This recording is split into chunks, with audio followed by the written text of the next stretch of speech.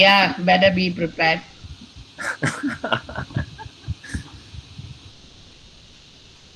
You all didn't want this motion.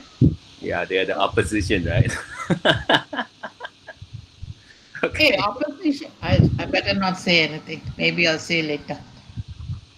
Yeah. Yeah, yeah. Let's see how you speak first. Okay, Miss K is supposed to join as well, right? The year 9 wanted this and the year 10, no? Uh, Such division. that's okay lah. What do you mean by facts, Eugene? What do you mean by facts there? You don't have enough facts.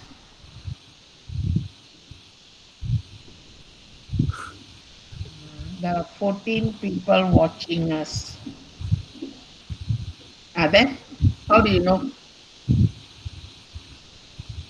Yeah, how you know? Huh? How do you know, Yongi? Oh, it says in the corner 14. Oh, But the corner 14 is all of us here, right? mine says 11. Yeah, 11 is us here. 1, 2, 3, 4, 5, 6, 7, 8, 9, 10, 11. Where got 15? Who are the other missing invisible ones? Ah, the live box. Okay, okay. Yes, yes, yes. I see that live box there. Yeah, the live box is on the top left corner. I don't have anything. As long as I can see all is good enough. Yeah. Honestly. Oh, here. Oh, okay, okay, okay, okay. Yeah. I see that.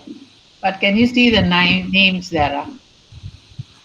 Uh, doubt it though. I don't think we can see who they are. Somebody else is watching. Will Mrs. Guha join in? Uh, Yannick is supposed to come in, right? yes. Yannick's supposed to come in. Miss K is supposed to come in as well. Okay.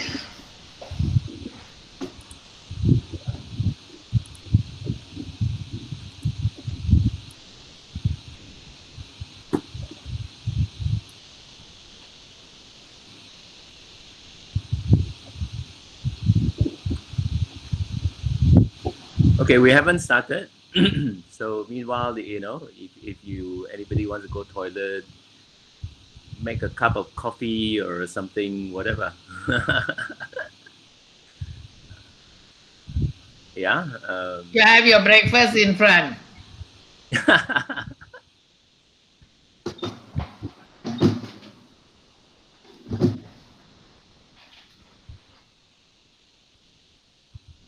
Okay. Let's wait. Yeah, yeah, Yeah, yeah, go Maya. and get some water, Maya.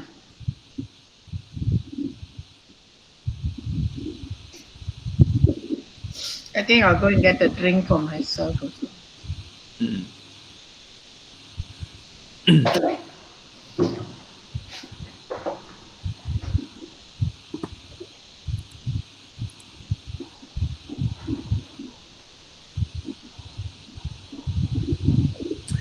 Just a question, huh? When you click on that live there, so it says stop streaming and there's a cross. Shall I cross it? But if I cross it, means it stops streaming, isn't it? Is it not? Anyone knows? It will just close the thing. It will just remove that long line. The Just streaming will remove not that, is stop. it? Ah, right. Okay. Okay. So the live is still up there. Okay. All right. Okay. Okay. So it's moving. So, okay. So how have you been doing? How's the exam so far? No. Yeah. The number keeps going up. The 7 and 8, they're very excited. This morning when I posted in Timmy, they were the one that's responding, thank you, and all the like buttons, and everybody was doing that. Well, many. Not everybody, but many.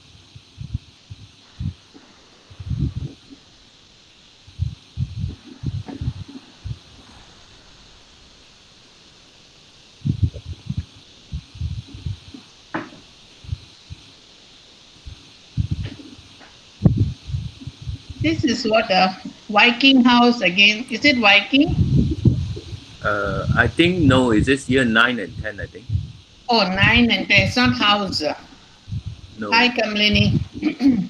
Hello. Good morning, Ms. K. Your mic is off, 𝗀𝗵𝗃. Yeah, you're muted. Yes. Good morning, Mrs. Jairam. Good morning, Mr. Theo. Good morning. It's not inter-house, is it? No, it's not inter-house because we don't have a sports day. So this is completely Inter-class. Yeah. This is between year 9 and 10. Okay. Yes, Yannick has joined. Mr. Yannick. But it's mixed, isn't it, 𝗀𝗵𝗃? It looks like I didn't put them as separate teams. I combined them. you just put them as two teams. Yeah, because as what my plan was, they would be supported when they have the 10s there. The year 9 would be supported a little more. Okay. Yeah. Okay. Good morning, Mr. Yannick. Good morning. Morning, Ms. Yannick. Hi, Mr. Guan.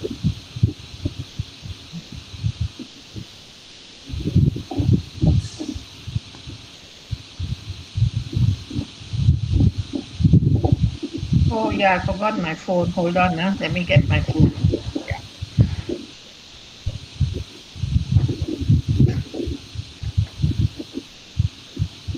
So we all set to go, participants? Everyone's all ready? I'm just reading a very interesting chat.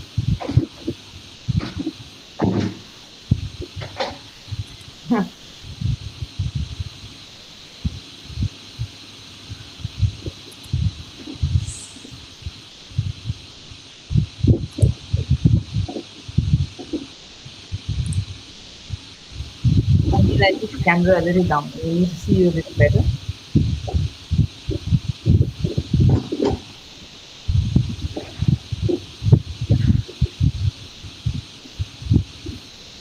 I think all of them are here, 𝗀𝗵𝗃, so we can start.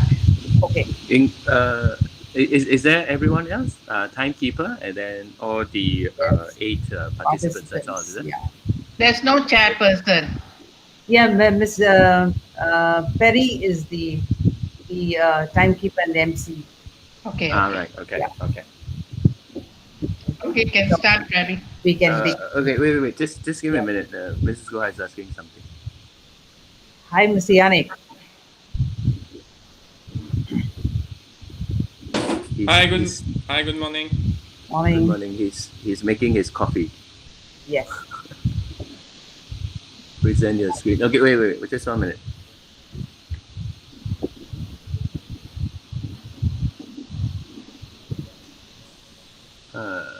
Okay. This is new to me here. How to do a screenshot?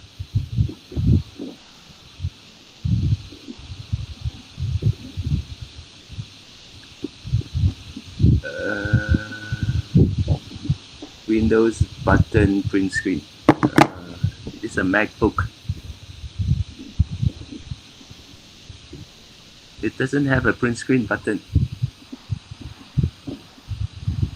It doesn't have a print screen button.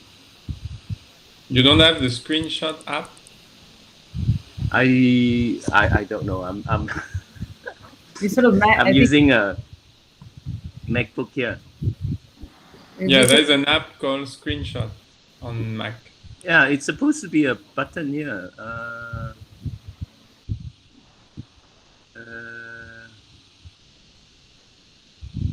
No button.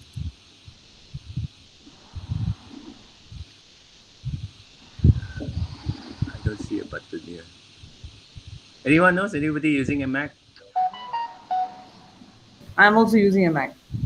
Okay, then can you do a screenshot? Oh, Mr. Theo, I don't even know how to use this. Okay, I tell you what. Can someone make a screenshot? I mean, you have my phone number too, right? Can you do a screenshot and then Yes. send to me, please? I can send you. Okay, thank you.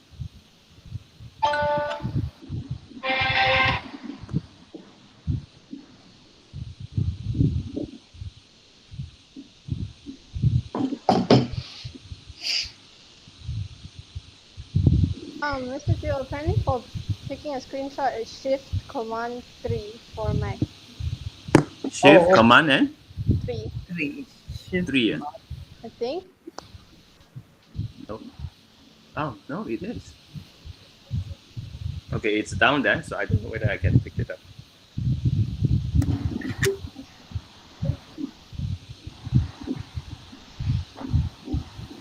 Yes, I got that.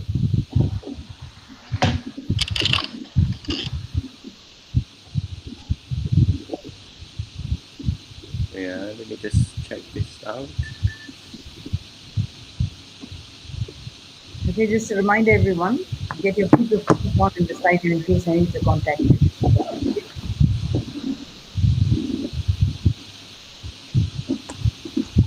Okay, right. I think we can begin now. Okay. Okay. Right. So we can begin. Okay, please. Can you guys hear me? Yes, and smile, Perry, smile. Please, one thing, please talk very clearly because sometimes it's muffled. Okay, so we can't catch what you all are talking. So I want each and every one of you to talk very clearly, loudly. Okay. Yeah, maybe that's a good one. Maybe everybody just say one sentence. Hello, welcome to debate. Can everybody just say that? Okay, you want to begin first, Perry? Yes, Perry, can you start? Yeah, so basically, a very good morning to our judges, Ms. Kamalini, participants and members of the floor. And before we begin, I would like to introduce our wonderful judges for today. We have the energetic Mr. Jairam, the charismatic Mr. Theo, and the intuitive Mr. Yannick, respectively, who will be giving the final jurisdiction on our motion for today. China owes reparations for the COVID-19 pandemic. My name is Perry, and I shall be your lively timekeeper for today. We have our government team made up of Arti, the Prime Minister, Zach, Deputy Prime Minister, Jason, Member of Government, and Eugene, who is the whip, debating against the opposition team made up of Maya, Leader of Opposition, Ahil, Deputy Head of Opposition, Hongyu, Member of Opposition, and Akshit, the whip. Each speaker has a maximum of 3 minutes to complete their speech. At 2 minutes, the speaker will be reminded. Once the 3 minutes are completed, the speaker has to conclude his or her speech. POIs begin right after the speech is concluded. Members of opposition and government must raise their hands when they wish to bring up a POI. Every speaker must have had at least 2 POIs, and each POI and each POI is followed by a maximum of 6 follow-ups. The speaker does not have to request for permission to speak during the follow-ups, and verbal abuse and reference to real-life personality and/or personal connections are highly prohibited. However, diplomatic dissing is allowed. That is all for the rules. Would the participants like to offer each other a virtual handshake? If you see your handshakes, come on, an elbow shake, anything, a fist, a namaste, like I said yesterday, all that fits in. Okay. Well, if that's done with, good, then let's begin. Prime Minister, you may start.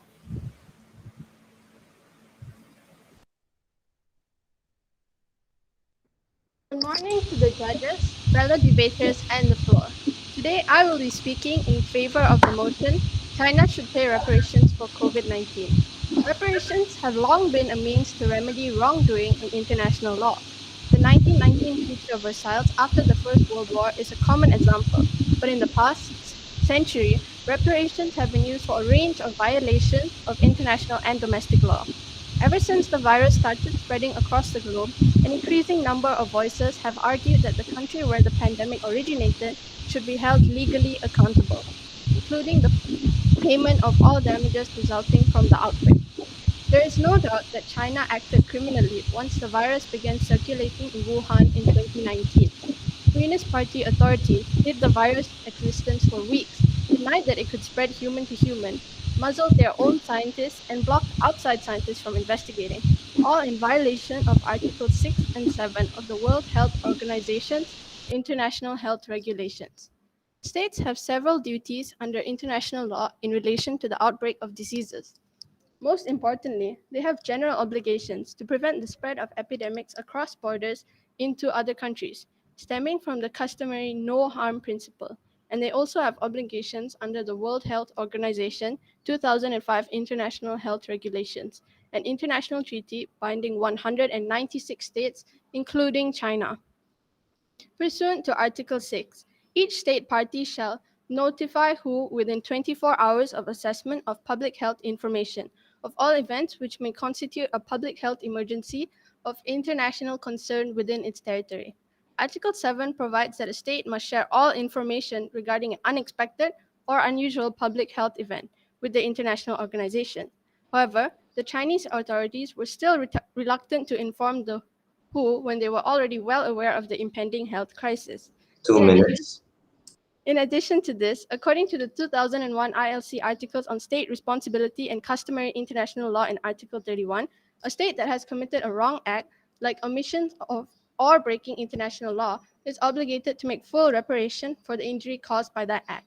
The Permanent Court of Internal Justice asserted that a state must wipe out all consequences of the illegal act, like China did when they violated the international law of the IHR, and restore the situation which would have existed if that act had not been committed.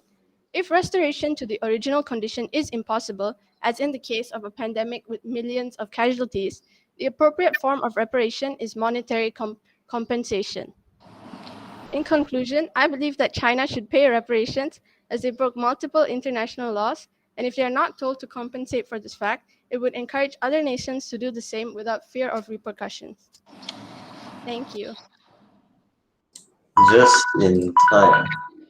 So anyways, whip of opposition, you have been recognized. You may speak. Hello, good morning. So first of all, I'd like to confirm that the Prime Minister from the government stated that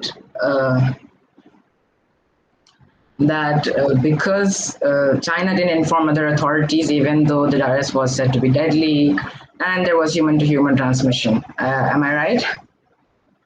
Even though China did not inform, could you finish your statement, please? Sorry, I heard you say even at the beginning. I can figure out that somewhere in your speech you mentioned that there was human-to-human transmission. So why didn't China try to stop it, right? No, I said why China should have informed the other countries and the World Health Organization instead of claiming that there was no human-to-human transmission. Well, to argue that, I would like to say that there has been a research report gotten up from the University of Minnesota who found out that there was no human-to-human transmission in the first variant of COVID-19, and until 11 January, there were no deaths. So how were they supposed to know that it's going to be deadly?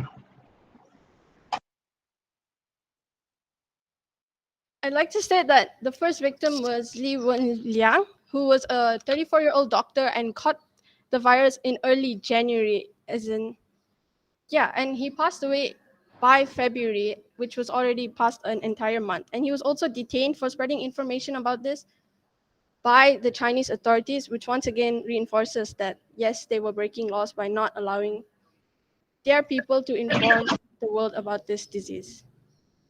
The way you're saying is that until February, nobody knew COVID-19 existed, whereas even the airports were closed on 17 January by China, and authorities had informed WHO. There were repercussions taken, and other countries which seem to blame China right now also criticize China for being over paranoid and putting up MCU and things like that. What do you have to say for that? Is it their fault? Can I just confirm that you said airports in China were closed? The Wuhan airport was closed. So therefore, once again, if the other countries were claiming that China was over paranoid, according to you, that once again says that China did not inform the others how dangerous this virus could potentially be, to the point where closing down the airport was seen as overreaction. Well, the way you're saying is that China did not inform the people that how deadly it might be. But what I'm saying is that now we are looking back at it. But at that moment, how were they supposed to know it's going to be deadly? Correction. There was no They said that evidence. China should not inform the world, not their people personally. Yeah, it does not matter anyway. I'm just saying that it couldn't be dead. They didn't know if it would be deadly. But they did because their citizens are dying and they were detaining people who were speaking about it. What your fact about dying is wrong because there were only 17 deaths in January, and the whole of January, China did many reports. It informed WHO, it informed the world. So your fact about that is completely wrong. That's incorrect because they were detaining doctors by early January. And continuing And in to early arrest January, people, they informed the world. continuing to We even arrest people who are conducted an speaking origin about this research until from 14 May. WHO. Other examples are businessmen like 𝗿𝗵𝗶 and journalists like 𝗖𝗵𝗶হি and 𝗀𝗵𝗶𝗃𝗶𝗹𝗱. Why are you talking about their own people when your first argument is more about how they didn't inform the other people? That's a violation of international law, and I believe that has nothing to do with how China controls its own people. The violation of international law is how they are refusing to allow their people to speak about this virus. It was But not they are just any speaking on their journalist that own. was affected. It was only the journalists reporting on the coronavirus outbreak, which was because China was trying to show that they did have control under the virus and believed it, and tried to make it seem as if it was not going to be an epidemic. But the fact is that they did not inform other countries about it when they should have, as soon as the new virus resurfaced. Thank you. No, I'd like to speak further clarification.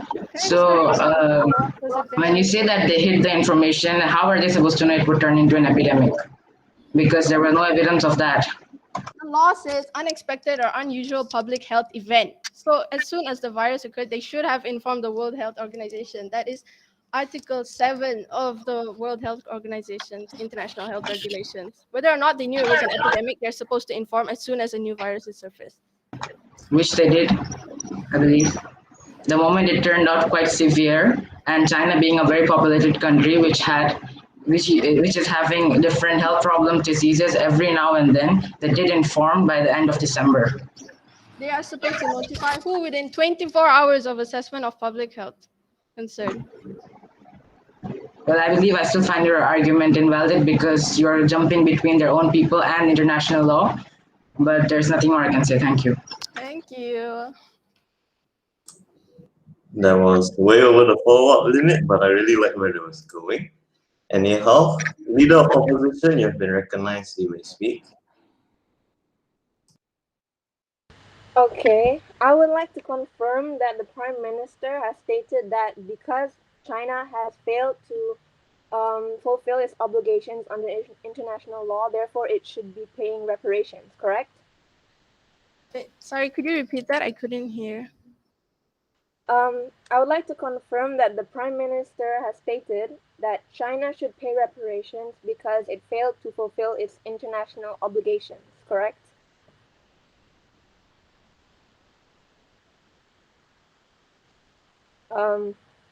Sorry, because I stated that they should be paying reparations because they broke international laws which they were contractually obligated to follow. Okay.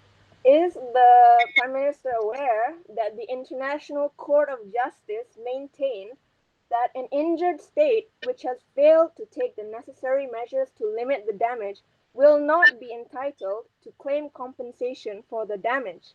And the WHO criticized its member governments in a 16-page paper issued that they were ill-prepared to handle the virus. Therefore, it cannot be said that any government is actually qualified to even be able to take compensation from China in the first place. Therefore, China is not obligated to pay reparations to these countries, despite it having broken this international law.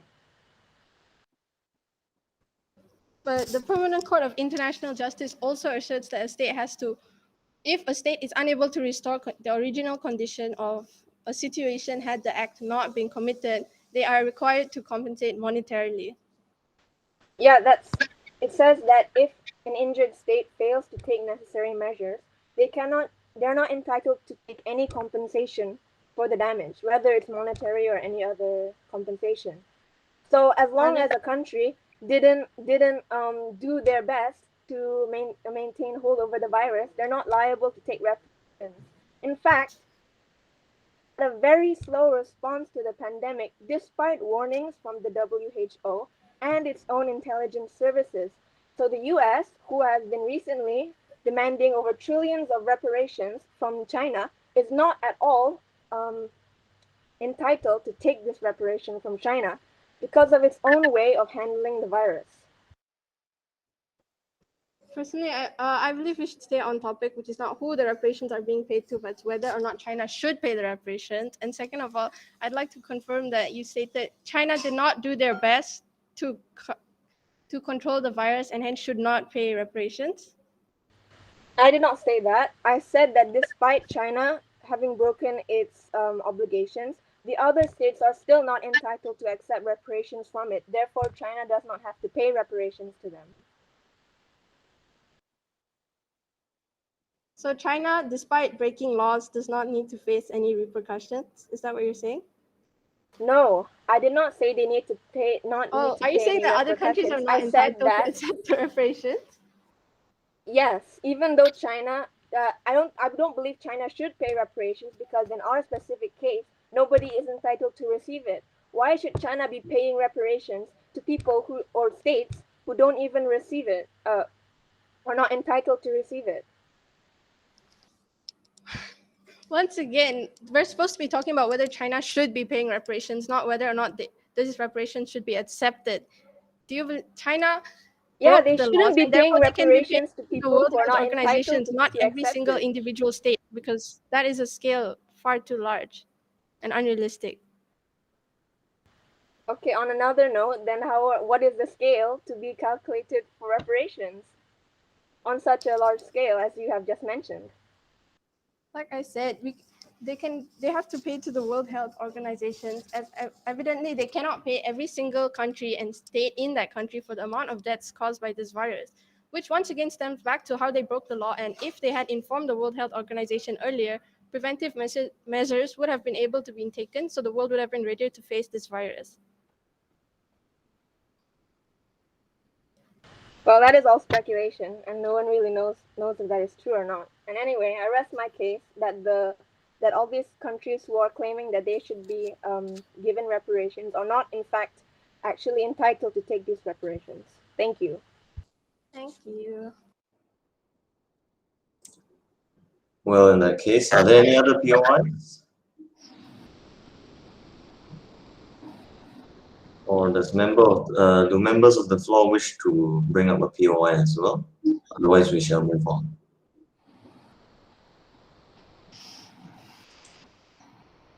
No? If that's the case, then Leader of Opposition, you may begin your speech. Firstly, a very good morning to the judges, timekeeper, fellow debaters, and the floor.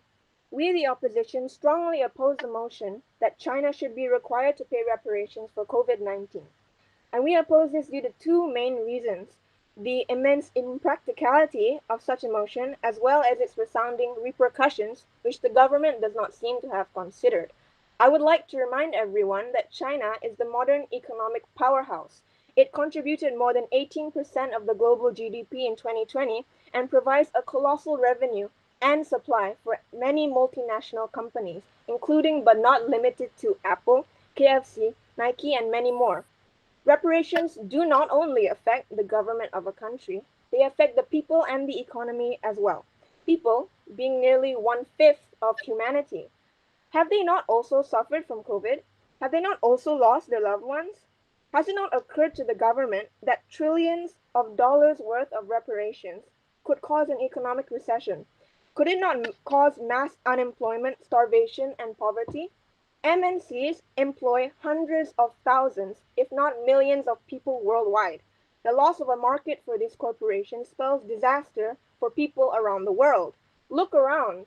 I understand that many of us here are privileged and have never had to raise a white flag out of hunger. But look around. Do you think that we can survive such a hit to the world economy? Not to mention, China is the leading trade partner for countries like the US, Germany, UK, and would you look at that, Malaysia. COVID is an ongoing battle. People are still dying. There are continuous damages. When will the reparations even be paid? We don't even know if COVID will end in the next 5 years. Is the government proposing that China should even pay for the after effects of COVID, even if they last for eternity? How will you even justify that big amount? How will you begin to draw up a plan? I'm sure that many of us in this room, including the Prime Minister, will be very aware of the impacts that reparations can have on world peace. If I 2 do million. recall, there was a certain reparations agreement in a very certain treaty that led to the rise of a dictator and thereby the onset of a world war. Considering the current tensions involving China, I wouldn't brush off the impending threat of a war, and neither should you. Thank you for listening to my speech.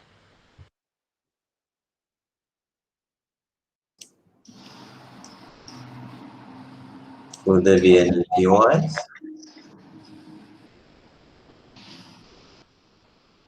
Who raised their hands? In this case, member of government with you may speak. You have been recognized in a speak.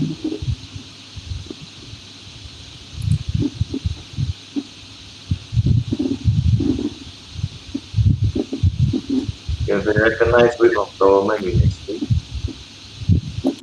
Sorry. I thought I heard you said member of government, so I was like, wait, that should have been exactly. But okay, here we go. So you're saying that China is like 80% of the GDP of like the world, and like No, that's pretty much 18%. 18%. Wait, That's sorry, still 1/5. That's still 1/5, right? You do know that like 18% is a lot of money, and I'm pretty sure China will have enough to like pay up reparations. Because like they're literally the second largest GDP in the world right now. Just because they are the second largest GDP does not mean that it will still not affect their economy. What is it? It still affects perhaps the taxes that they may impose on their population. It may still affect whether they still have their areas of free enterprise where they give grants to companies like the MNCs that I mentioned. So of course there could be very bad repercussions for the economy, despite it being the second largest GDP in the world. How much of their GDP are you assuming they're taking from from the reparations? We don't know how much. We're asking whether they should or shouldn't pay. Yes, but if they should pay, due to the scale of the damages, it is very likely that the reparations will span into the trillions of dollars. China has like 50 trillion worth of dollars of GDP. I'm pretty sure it would affect them almost none. You are assuming that the GDP all comes from the government. That's wrong. A lot of them come from Chinese companies, not the government. The government is the one required to pay. So if the government is required to pay, then the laws imposed by the government on these other companies who produce a GDP will also be affected. Therefore, the GDP can be decreased. Okay, but do you not think that a country should just pay reparations because of like what they've done? Like, do you not think that, or? Like I have mentioned before, none of the countries are actually entitled to pay entitled to receive reparations. So China should not have to give reparations to them. Why should I mean, if I need to give someone money, if they're not even entitled to receive the money from me, why should I pay them in the first place? Okay, we're not talking about. They're not entitled to it. So China shouldn't have to do it. I mean, we're not talking about who's receiving the money right now. And even if we are, I do not think any countries will need to receive money, as that will be unrealistic to expect about 300 countries to receive money. So I do believe that the world help. Why are you arguing for Wait, calm down. Okay, I do believe that the World Health Organization is the most entitled out of everyone to receive the money. And under what law is this that the WHO is going to receive the money if there's any reparations? I do not think there's a specific law, and secondly, it will be unrealistic. You're proposing to rewrite the laws just so that these countries can receive money, is it?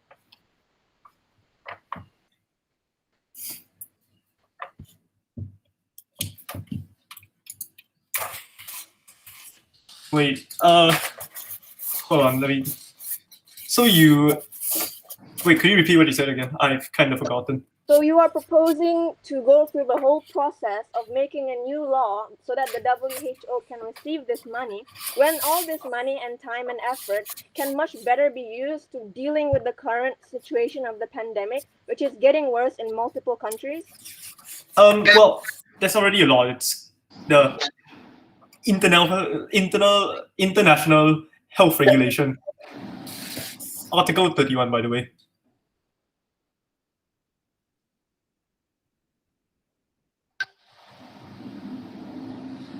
You've not answered my question. No, I've answered it. There is a law. It's the International Health Yes. Regulation, Article 31. But nevertheless, the process for going through all of this, paying the reparations and deciding who gets it and deciding the amount, when it's not even clear as to the actual extent of the damages, shouldn't all of this effort and time and money be used to actually go straight to aid the victims of COVID? I mean, if you're paying to the World Health Organization, you're paying to health, and if you're paying to health, you're literally paying to better COVID-19. Yes, but the money is not going to go there overnight, isn't it? All of the countries are going to be involved in this. All of their government, their ministers. Shouldn't their ministers be involved in what is actually happening in their country right now with the rising death count and case count and the new variants? Well, even if you're paying every country in the world, you're still not going to pay it overnight. So there's no such thing as paying overnight. We're just doing what we can to better the damage. Yes, at a time when there are two evils to choose from, we should choose the lesser evil. And the lesser evil is to use our resources appropriately in this current time and not to focus on paying reparations when it is not even clear how that will be done. And it indeed looks like as if it will take a very long time to even begin the process. Fun fact, lesser evil and more evil is kind of opinionated based, in my opinion. So are you proposing that we spend all of this money and leave all of and the government spend all of their time negotiating this amount while they could instead be used to like make regulations and deal with the problem in their own country? I'm not saying we spend all 50 billion of their money. I mean, that's very unrealistic. We don't want China to go bankrupt and have a rise to another leader, but I'm just saying that they should be paying enough money so the World Health Organization can better assist the world. Is the limit reached, or can you continue?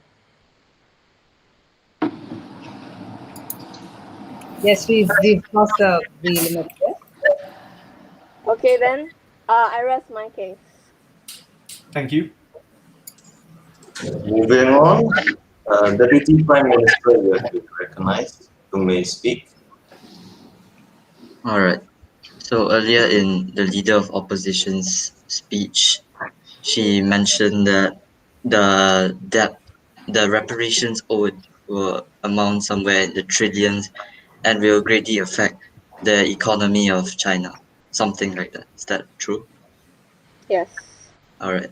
Well, in response to that, are you aware that the International Court of Justice or whatever legal body which is ruling this is fully aware of all the consequences reparations will have on the Chinese economy and will definitely make some sort of regulations? They will discuss it thoroughly, and therefore they will reduce the reparations that will be needed to be paid so that it won't affect the Chinese economy too much. How do you know that this is going to happen? You do know that most countries in the world have very, very high tensions with China, right? You know that there's a very high chance that they're also going to be influencing the decision on how much reparations is going to be asked.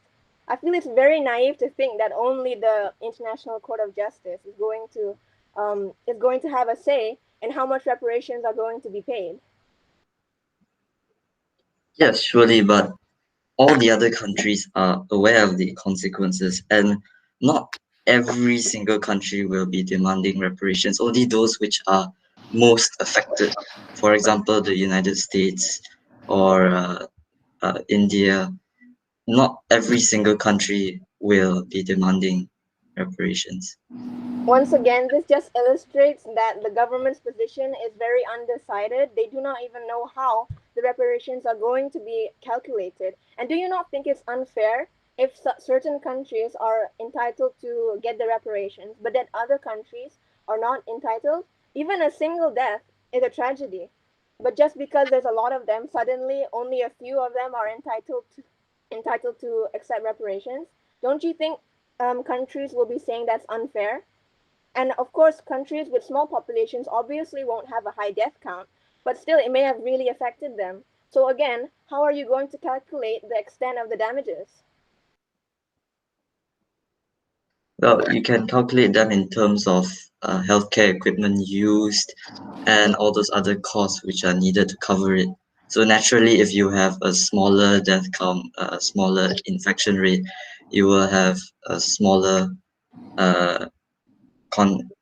you have a smaller reparation rate that you need from China. So Using your logic, countries such as the US, who have a lot of, or any country who is more developed, who has lots of hospitals and thereby would be using more of these materials, they would be entitled to more reparations than the smaller, poorer countries who do not have that many hospitals and probably would need more money just because they have not spent as much of equipment because they don't even have access to it in the first place. This just shows that once again it is unfair and it does not take into account all the intricacies of such a big problem.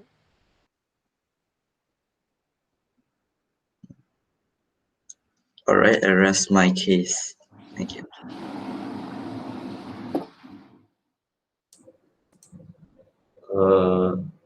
Prime Minister, you have been recognized. You may speak.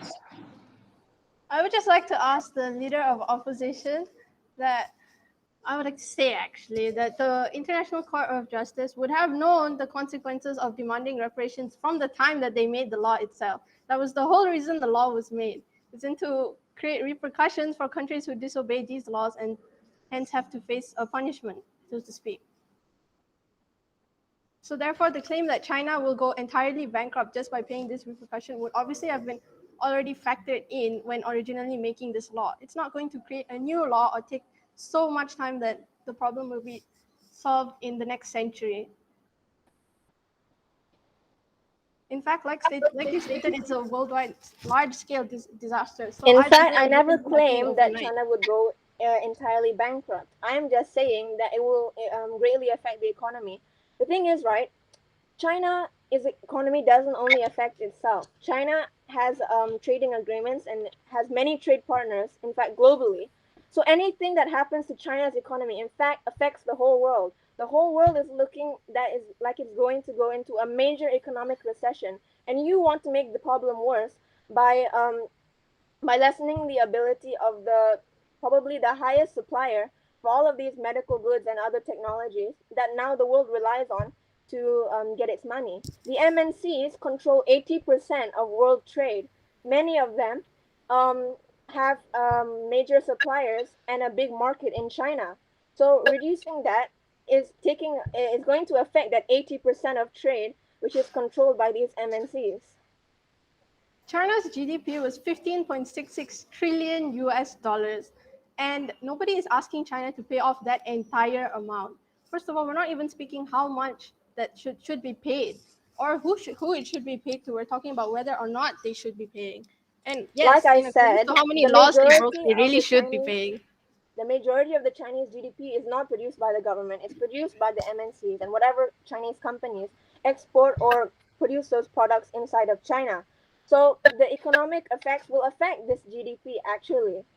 The government does not have that trillions and trillions of dollars. GDP refers to the gross domestic product of a country, meaning it doesn't matter whether it's from the government. It's just a product that's produced by the country, which may be from other separate private companies or corporations. Yeah, but either way, we're not talking about how much should be paid or to who. Please stay on topic. We're saying that China should be paying it because they have broken laws. We're not saying who they should be paying it to. That's not what this motion is about. I was not talking about who they should be paying it to. Or how I was much they should be saying paying that it to, because my of the bad. effects, that because of the effects of it, they shouldn't. And I'm just detailing on the effects of it. I am not going off of topic at all. Honestly, the effects that you're stating are like hypothetical because, like, according to the motion, we don't know how much will be paid. So we're not even sure if this will greatly affect the amount of their economic output. Whether or not it's like part of the MNCs, it's part of their GDP, gross domestic product, which means the entirety of what is in China. I just described what GDP means. But anyway, Yeah. I rest my case. Okay, thank you. Any more POIs? All right, if there's no more POIs, we shall move on. Deputy Prime Minister, you may start your speech. Good morning, honorable judges, fellow delegates, and members of the floor. We, the government, are in support of the argument that China should pay reparations for the COVID-19 pandemic. Evidently, the Chinese authorities were hesitating to call up the WHO when they were already well aware of the impending health crisis. This was a severe lapse of judgment and greatly hampered the global response, allowing COVID-19 to spread more rapidly. Adding on to our Prime Minister's speech, China violated the no harm principle by not establishing sufficient standards concerning its health and food regulations, allowing for potentially hazardous sanitary conditions at the country's wet markets. The director for the Center of International Law in Philippines, 𝗀𝗵𝗶H, says that once the authorities in Wuhan had acquired information that a novel coronavirus had started transmitting, they censored medical personnel in order to suppress disclosure, and they acted in breach of the no harm principle. In addition to this, China also detained numerous freelancing journalists, including a 37-year-old Chinese citizen journalist, Zhang Zhan, who discovered Wuhan's coronavirus outbreak and was jailed for 4 years. Besides being a breach of the no harm principle, this is also a restriction of free media and speech. Next, I would like to address the People's Republic of China's failure to implement the proper policies and laws on the consumption, sale, and import of exotic and wild meat. The failure of the authorities to properly vet these potentially dangerous products. If the authorities had taken the correct measures, COVID-19 could have been identified and contained while it was still non-human transmitting. Lastly, but not least, the provincial Chinese diet culture in that area leads to the large-scale consumption of exotic wild animals, which ultimately led to the virus becoming human-to-human transmitting. I end my speech. Thank you.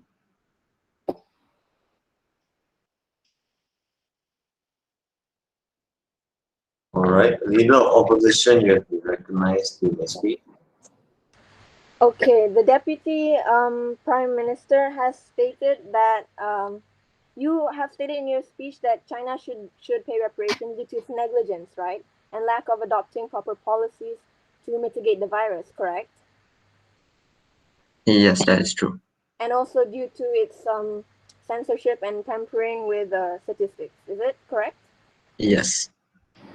So, I mean, by using this logic, technically, every single country who has been affected with COVID should also be paying reparations. For example, the US has, of course, as we know, they literally did nothing after banning travel from China for a good few months until March.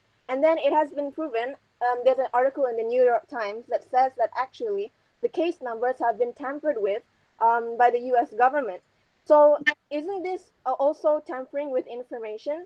And isn't this also isn't this also a negligence and a lack of adequate policies and laws to mitigate the spread of the virus?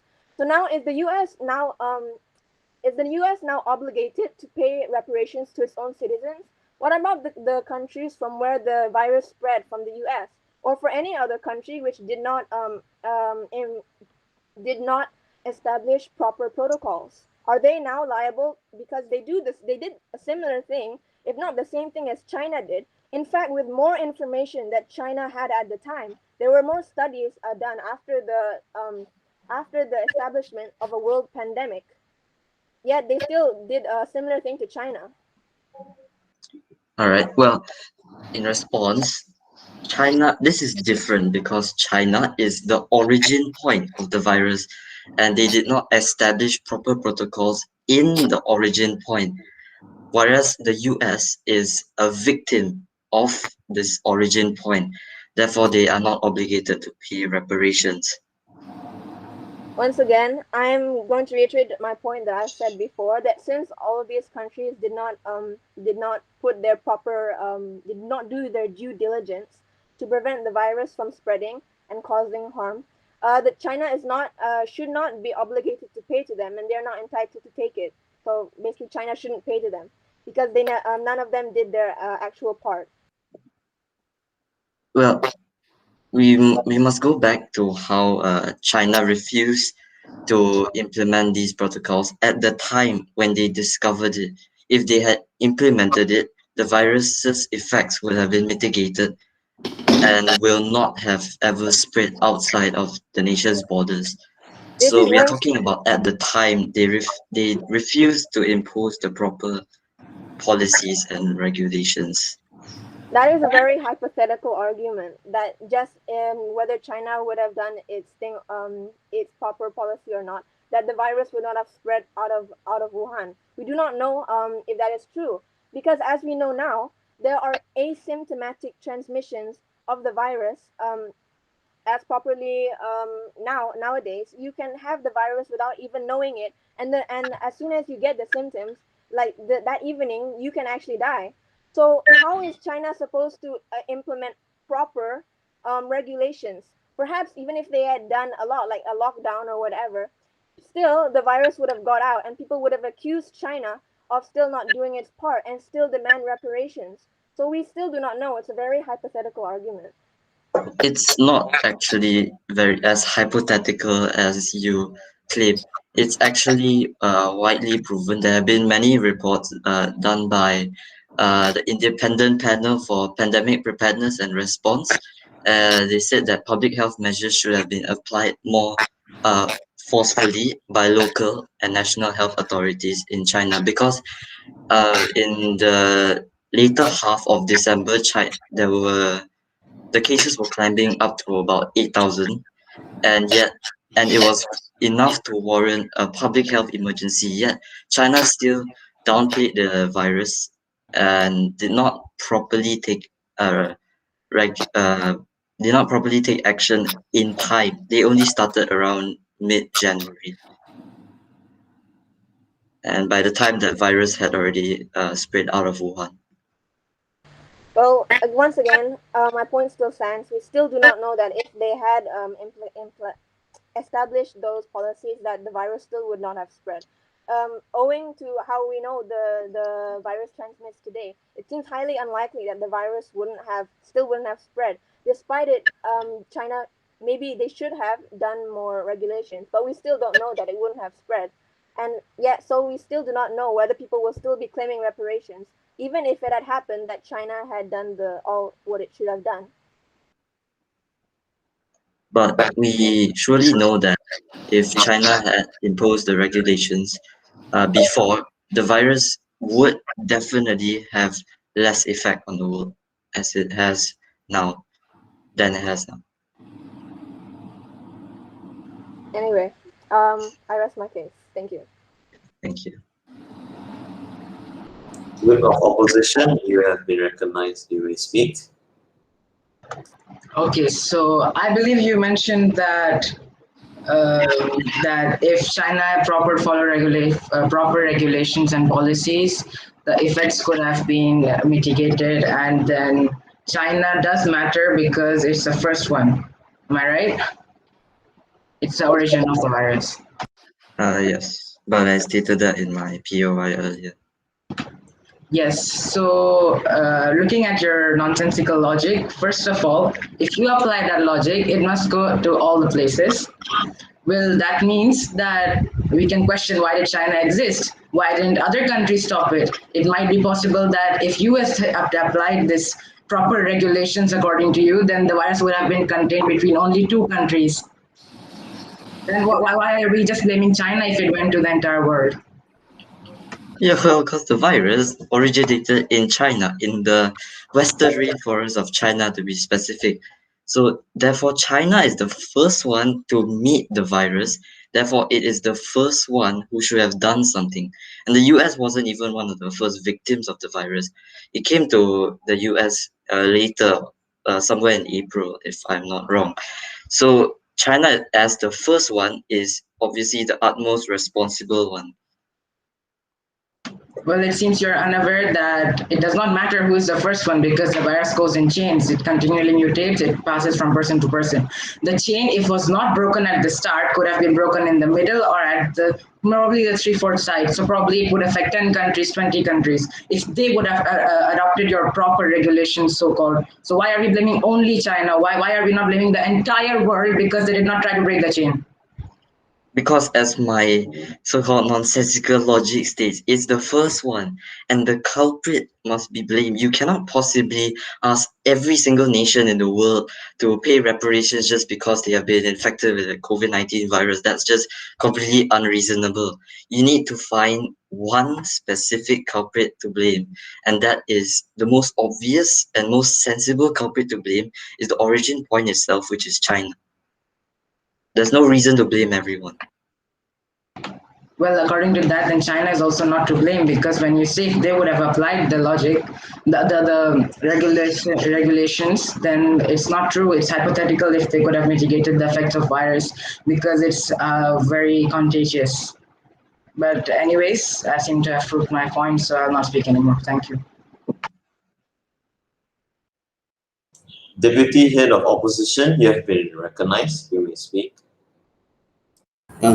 As the Deputy Prime Minister said that China hesitated in informing about COVID-19 to the world, is that true? Yes. Well, China on 31st December 2019 in the Wuhan Municipal Health Commission reported a sudden cluster of cases of pneumonia in Wuhan. And you also mentioned that hygiene of China, well, the first cases of COVID-19 didn't occur in the market. It was from the food they were eating, not the hygiene. And you said that China didn't open up to the world. Well, China is one of the countries who are enemies of the internet. They practice communism and are subject to most criticism because of their practices.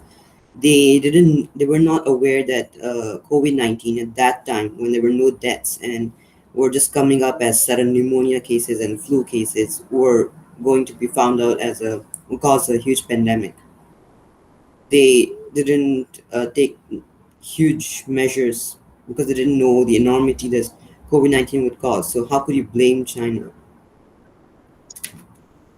Right. First, you said China didn't take proper hygiene measures. Well, that's not exactly what I said. I said China did not impose proper regulation on the consumption, import, and sale of wild and exotic meats.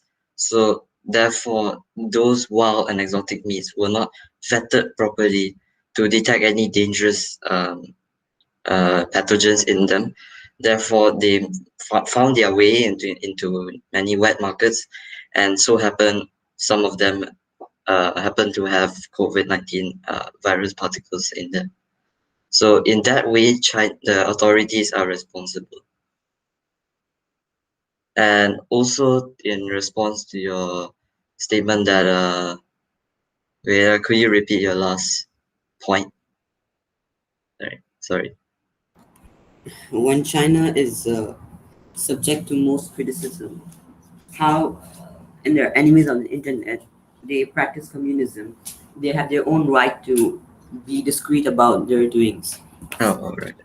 Well, I'll ask you, is China not a member of the United Nations? Is it not under obligation of the laws that have been set by the WHO? It is very much, while it may be communist, it still maintains a rather active capitalist economy, while its government may not be democratic.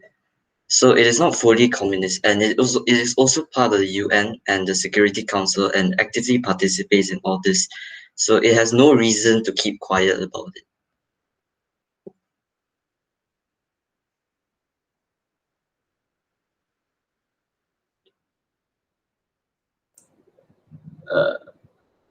I'm not sure what this is Okay. supposed to mean.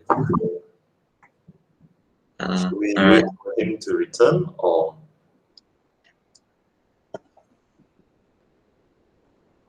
I think we can move on, maybe. Okay, I think we'll have to move on because we don't want to delay.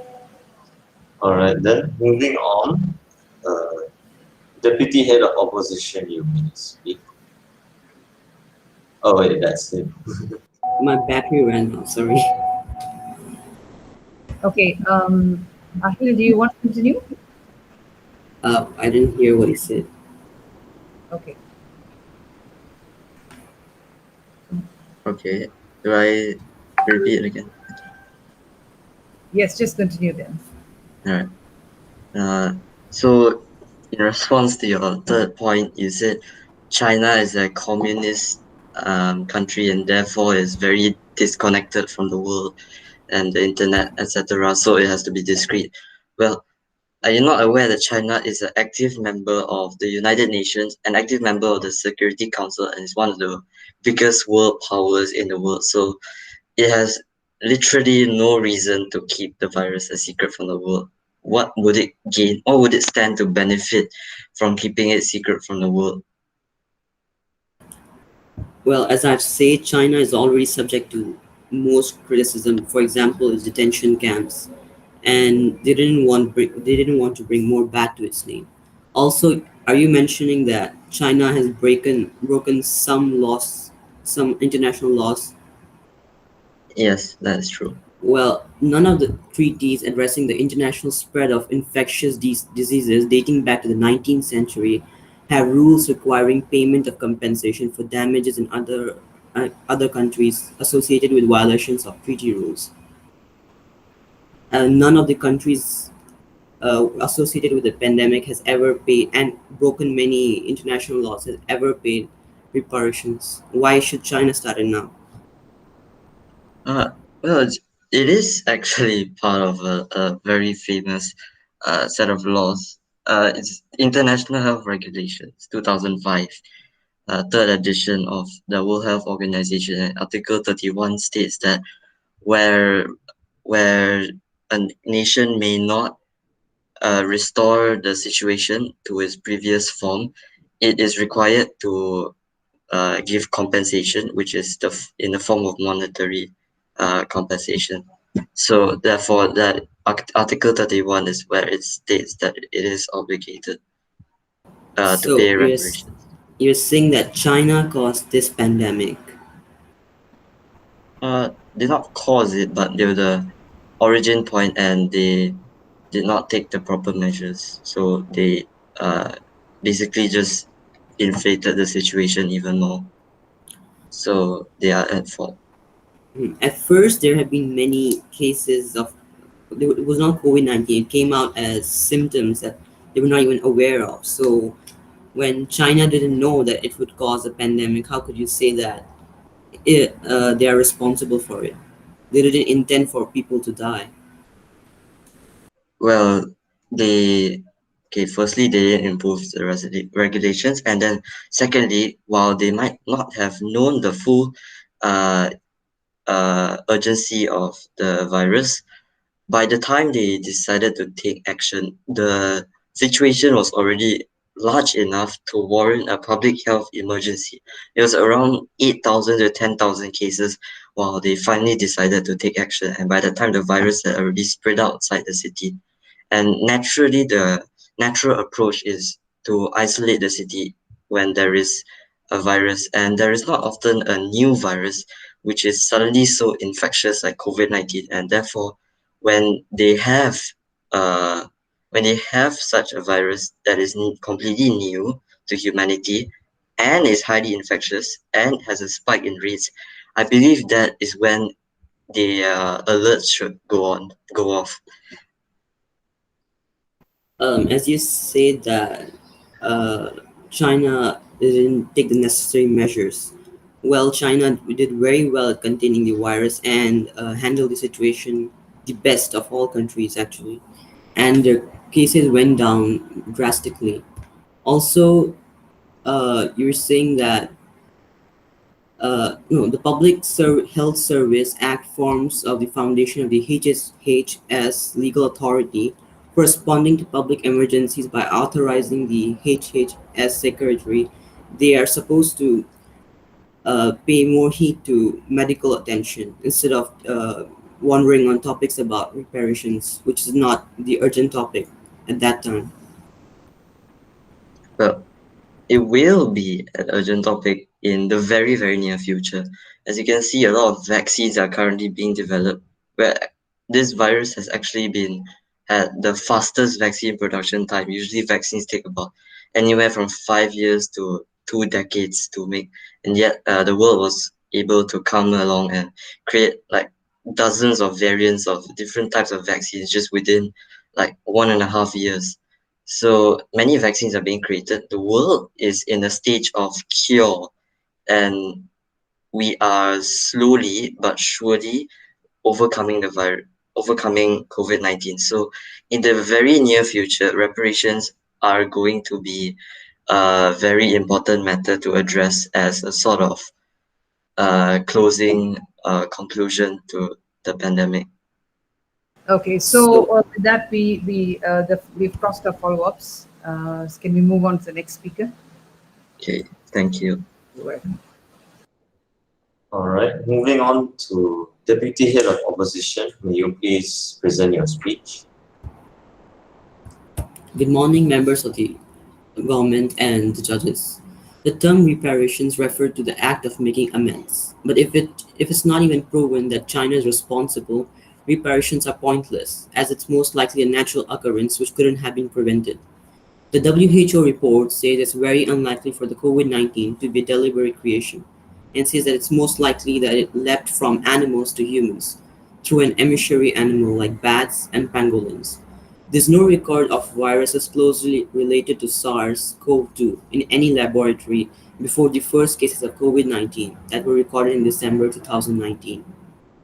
By using the situation in America's favor, it suggested that that any country that owes money to China should cancel their debts as a down payment, and in doing so, America would also rid of its $1 trillion worth treasury debt held by the Chinese, and that the US should put 100% tariffs on incoming Chinese goods. All these allegations put on China without thorough research or ambiguous outcomes of the research would completely go against the idea of justice.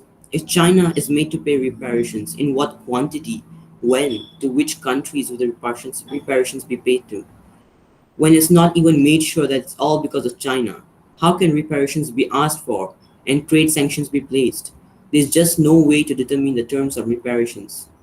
When China was bearing the full brunt of COVID-19's wrath, leaders of over 170 countries and 50 international and regional organizations expressed their support instead of hovering over topics like reparations, which could be abused. A total of 77 countries and 12 international organizations provided assistance. China has also worked with the international community to communicate information, share best practices, and provide assistance. China has sent 29 medical expert teams to 27 countries and offered anti-epidemic assistance to 150 countries and 4 international organizations. From March 1 to May 31, China exported anti-epidemic materials to 200 countries and regions, including millions and billions of mask sets of protective clothing, goggles, infrared thermometers, ventilators, and test kits to 225 million people. When no country has ever paid reparations for a virus outbreak, why should China start it? An example is the swine flu that spread from the US, and the US didn't pay reparations. Why is it that China is being blamed for the pandemic when there have been many such cases of pandemics? Thank you. Member of Government, you have been recognized. You may speak. First of all, you said something about originating in laboratory. Are you suggesting a conspiracy? Well, if that idea arises in your mind, there hadn't been any cases of COVID-19 before even the first cases. So, no, it's possible, but no. So you're contradicting yourself by suggesting a conspiracy and now not? I'm sorry, I don't understand what you're trying to say. A possible argument it's an answer to a possible argument that you can come up with. Okay.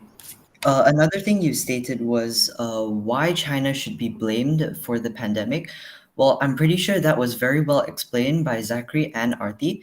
They both already said that China lacked proper regulations, and they also silenced whistleblowers who tried to inform the public. And if they actually informed the public sooner, I'm pretty sure it would not have spread as fast as it actually did. China has its right to censorship and shutting people off. They are communists and they have their right to hide their things so that people do not criticize them. And even when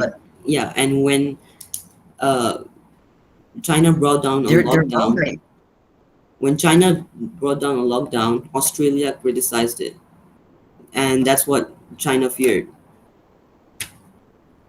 But you have to choose between getting criticized and potentially saving millions of people. Also, China put the lockdown way too late anyways. At that time when China put down the lockdown, not many countries had put down a lockdown as well. And at that time, how was China to certain that COVID-19 would cause an enormity of damage? They were supposed to inform the WHO within 24 hours, but they hid the info about the genome of the virus for more than 3 weeks from the WHO. There have been many cases when we're bound by international law. There have been many cases where countries have been late to inform about the pandemic to the WHO, even the swine flu. Okay, in what scenario was this about this swine flu you're talking about? What happened? Are you sure you can compare the swine flu to something like the COVID-19 pandemic that we're experiencing right now? Comparison in what terms? I'm just asking you to compare both things. Well, they both did have that, so every death matters. And it don't seem to make sense, but because I don't think the swine flu wasn't a pandemic that lasted for 1.5 years. It was not a virus that was as contagious as the coronavirus. And nobody's denying that every death matters. Anyways, I seem to prove my point, so I rest my case. Swine flu had deaths, and it is almost the same case. The United States failed to inform about it to WHO. Wait, I think I said I rest my case, so. Okay, thank you.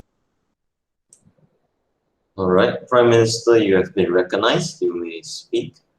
I would like to confirm whether you said that China should not pay reparations because they exported anti-pandemic items such as masks? No, I'm just saying that they are helping people. They are helping people, but by that logic, then the reparations would be helping people as well. No, according to WHO's regulations, when there's a pandemic, you're supposed to first give medical attention. And China is doing that instead of hovering over topics like reparations and delaying the support. So according to you, then China should be following the laws of the World Health Organizations. Once again, which means that they should be paying after breaking it. Well, no country, even abiding to the WHO's regulations, have ever paid reparations for a pandemic. Why should China start it now? A pandemic as large as COVID-19, where you can clearly tell the origin point was from China after multiple sources, reports actually, and this virus went worldwide and changed the way of living as we know it. And it's currently ongoing, and people are still suffering from this virus every day. Having funding from reparations, for example, if paid to the World Health Organization, would easily allow us to conduct a lot more research for vaccines and the like. So it would help a lot more than just the anti-pandemic items. You need the reparations for providing medical support, right? When China, about what they use the reparations for, it's whether or not they should be paying the reparations. okay, these reparations could be used for many purposes other than medical support, whereas China is spending billions, even trillions, helping out people by supporting with medical items. Then they might as well spend these billions and trillions for the reparations for the World Health Organization, so If they can China- globally pass on these items to the rest of the world according to what they see fit as their job as the World Health Organization. If China decides to pay reparations, it would affect not only China as its economy, but people in it. When there are already so many people suffering, why would you want to make more people in China suffer? They'll lose many jobs, and China is the biggest manufacturer. That's entirely hypothetical. You're not sure because this motion is not stating how much should be paid. We're not sure whether or not jobs will be lost and whether or not their output for all these corporations that you've mentioned will be reduced. It's obvious when a huge manufacturer goes down, there are many jobs associated with it. They will also go down along with it. Once again, we're not even sure if this corporation that you're speaking about will go down. And like I said, they have broken these laws, which according to you, they should be following, like how they are giving aid to everyone. So if they've broken these laws, they should be paying their reparations. And that's basically what you stated Okay, as well. many I countries actually are have nothing more to say, so I rest my case.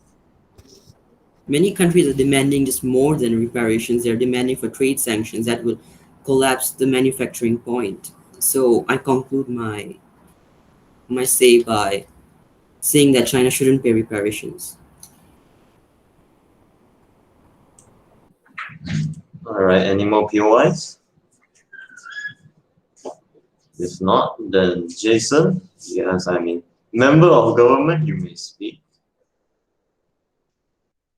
Good morning, honorable judges, fellow debaters, and members of the floor. I fully believe China should pay reparations for the COVID-19 pandemic. So when the virus first spread, the ideal solution was to immediately stop the spread of the virus, create public awareness to stop the transmission to other countries, and call on the WHO right away and cooperatively come to a conclusion as bound by international law. Publicly, the WHO complimented China on how transparent it acted and how efficient it was, although behind the scenes, it was a much different story. Apparently, acting transparently is sitting on releasing the genetic map or genome of the virus for more than a week after 3 different government labs have fully decoded the information. Chinese government's labs only released the genome after another lab published it ahead of the authorities on a virologist's website on January 11th. Even then, China stalled for at least 2 weeks more on providing WHO with detailed data on patients and cases, and prevented WHO from investigating Wuhan, which actually frustrated the WHO. Since then, 1 to 5 cases came up every day, and by December 31st, 2019, the number of cases went up to 266 in Hubei province, but a lockdown wasn't imposed until January 23rd, 2020. A doctor named Li Liang was the first person to warn his fellow doctors in a group chat about a possible outbreak of a similar.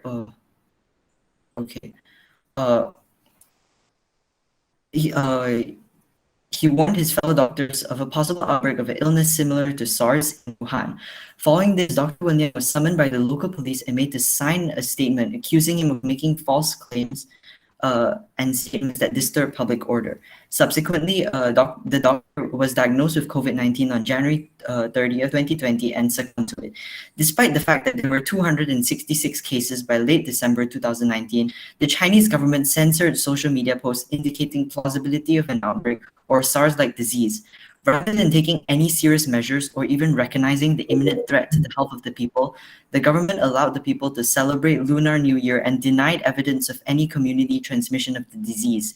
Keeping the public informed, not censoring the media, and creating awareness about traveling would have potentially saved millions of lives and reduced the massive amount of damage and destruction that governments' actions themselves have caused other countries. According to the no harm principle, which all states have recognized as a principle of customary international law, a state does not have to be successful in its effort to halt or mitigate an outbreak, but merely has to have made its best efforts to reduce the risk of transboundary harm from the moment it gained knowledge of the risk. For China, this did not happen soon enough. As the Prime Minister stated, violations of international laws require compensation, and China reacted too slowly, was too careful of its own reputation, and acted non-transparently. Therefore, I conclude my speech by stating that China was bound by international laws which the government violated, causing a colossal number of casualties which would have been slowed if they simply acted properly and worked with the WHO more cooperatively. So this is why I firmly believe that China owes reparations for. Thank you. All right. Member of opposition, you have been recognized. You may speak.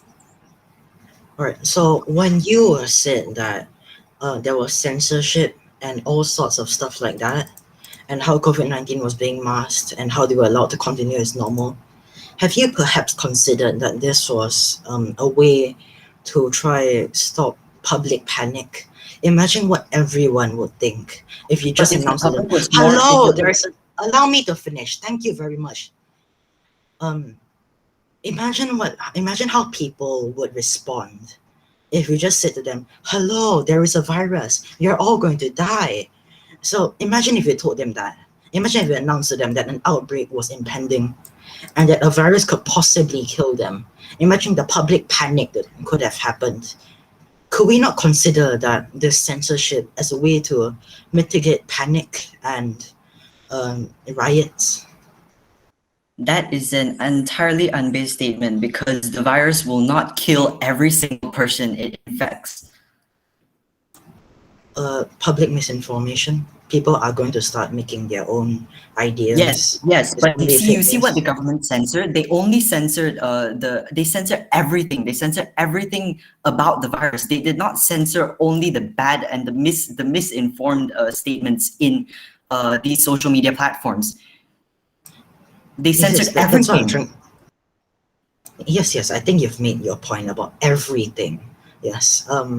See, the thing is, when the whole thing is censored, that is what I have said as a way of preventing public panic.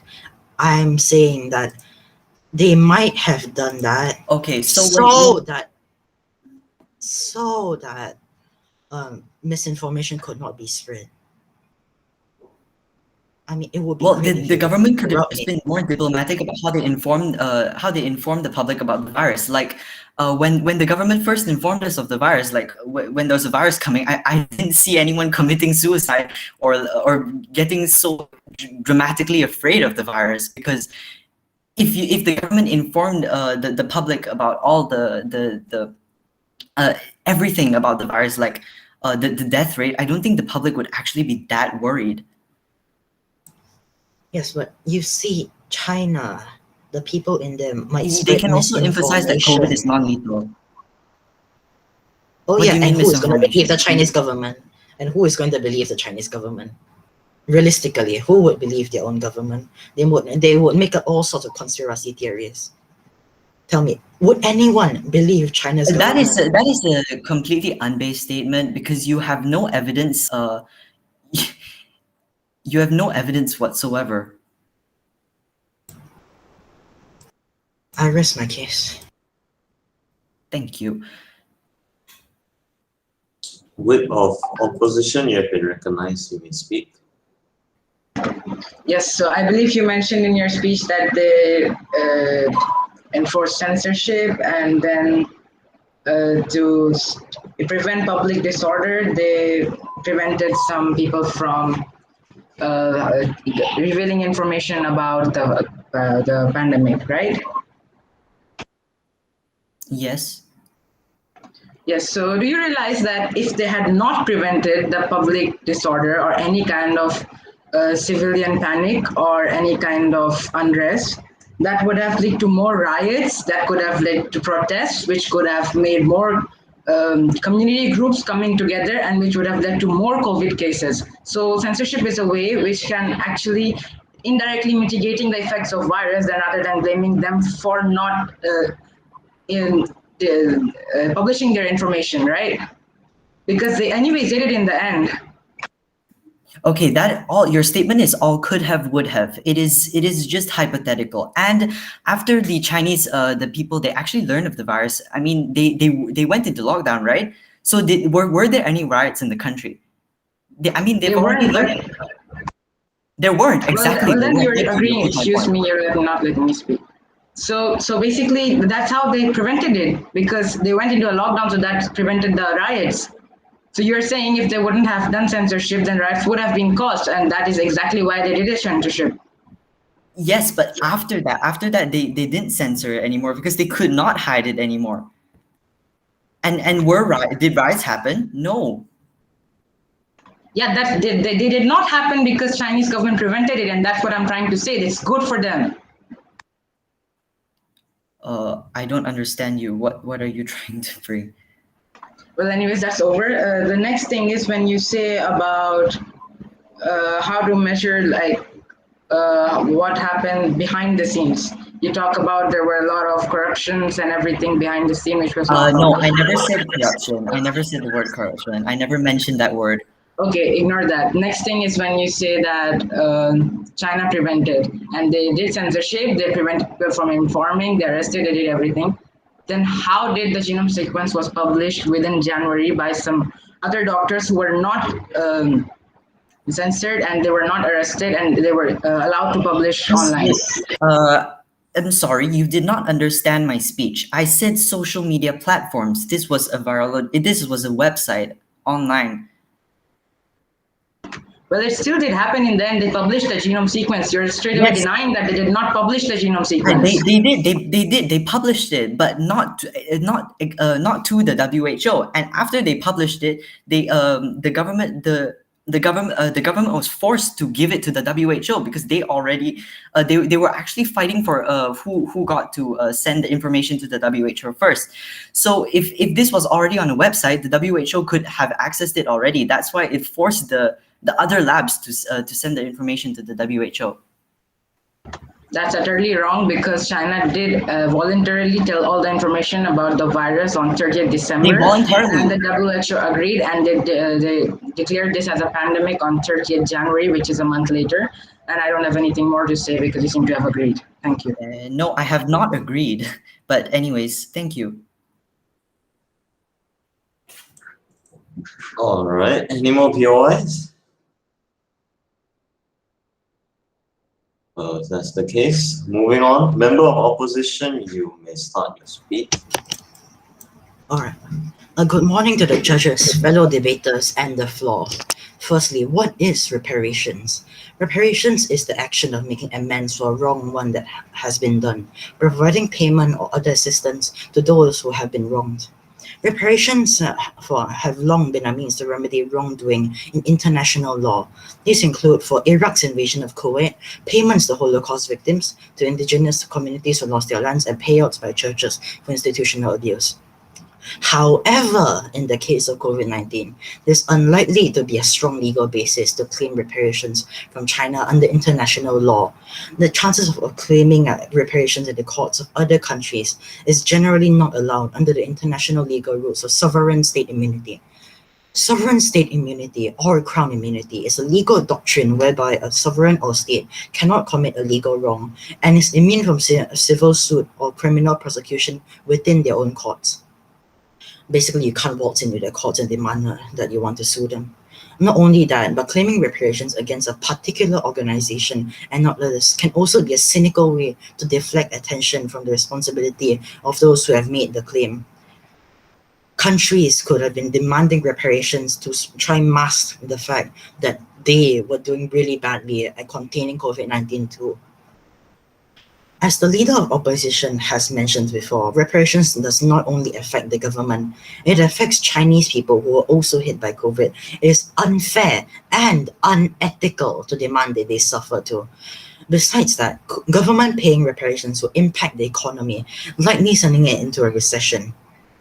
The leader of opposition was not exaggerating when saying that trillions of dollars would have to be paid by China. Compensation for the financial loss or the deaths of now hundreds of thousands of people would likely put the sum in trillions of dollars.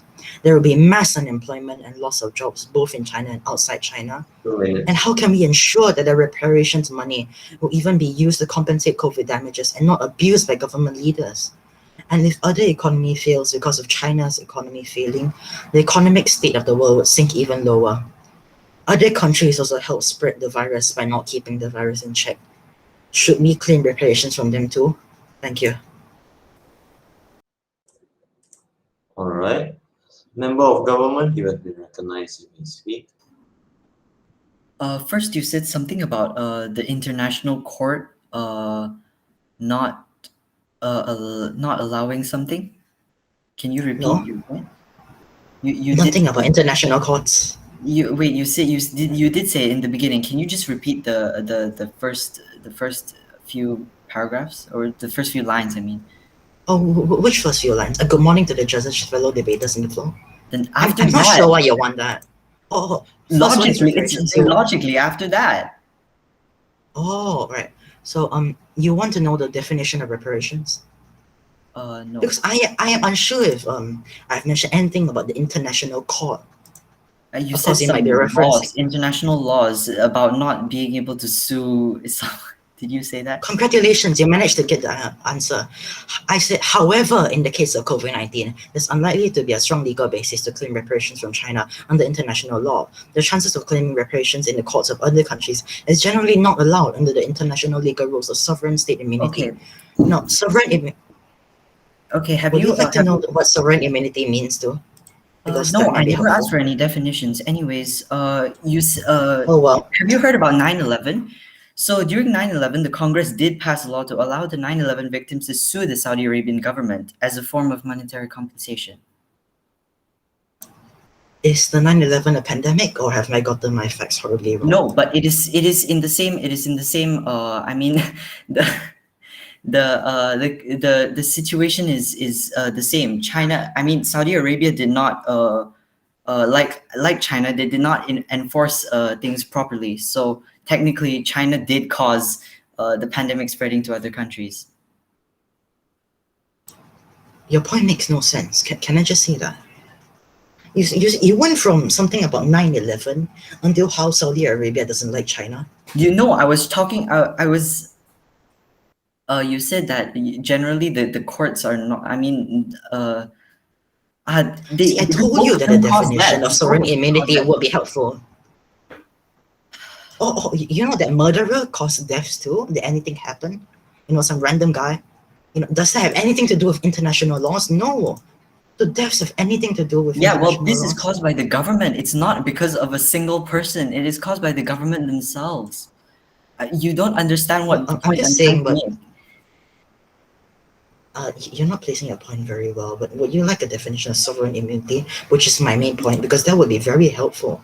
No, thank you. You seem to not Sovereign understand immunity. whatever I'm saying, so I rest my case. All right. All right. That was very intense, I have to admit. Deputy Prime Minister, you have been recognized. You may speak. All right. Earlier, the member of opposition stated in his speech that demanding reparations from China is a cynical way of diverting attention away from themselves and their own lack of action, right? Something like that. Yes, that's correct. See, you guys can get something right after all. Okay. Well, is the leader of opposition aware? No, member of opposition aware that it is not the nations that will be the main party who gets to decide on the compensation and reparation. This reparation claim is also widely supported by the World Health Organization and multiple bodies within the United Nations. And the United Nations, as you know, represents the interests of the global nations. Therefore, it is going to be unbiased. So saying that it is a possibly a cynical way to divert attention is not exactly correct.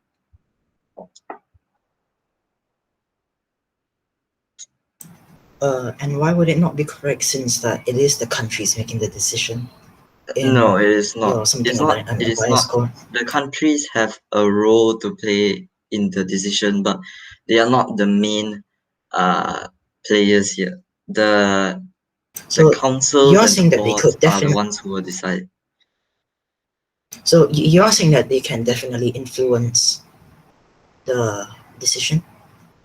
Yes, That they have is what you influence, but mean, they do not right? have the final say.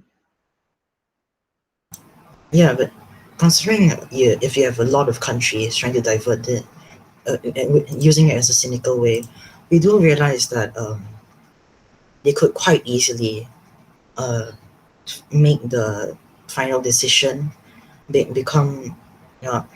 Wait. Let me rephrase. Because that you are saying that the countries can influence the decision, and since these countries could quite well want to do this to divert attention from their own flaws when controlling the COVID-19, they could quite easily affect the decision. You do realize that, right? They might not have a final say, but they do have a say. Well, first of all, I'd like to go back to the root of your claim that is a cynical way. Well, that's actually very hypothetical, to be honest. It's not like there's not exactly much way to prove that. And besides, could you tell me which countries exactly are pressing for reparations? Donald Trump and his administration. Well, he's out of the White House now, and he was a deranged politician, so it doesn't exactly count. So now you're saying no one's asking for reparations? Oh no, primarily it was the Trump administration, but right now there are no specific countries actually asking. It is mostly the WHO and international law legal obligations that are possibly demanding that China pay reparations.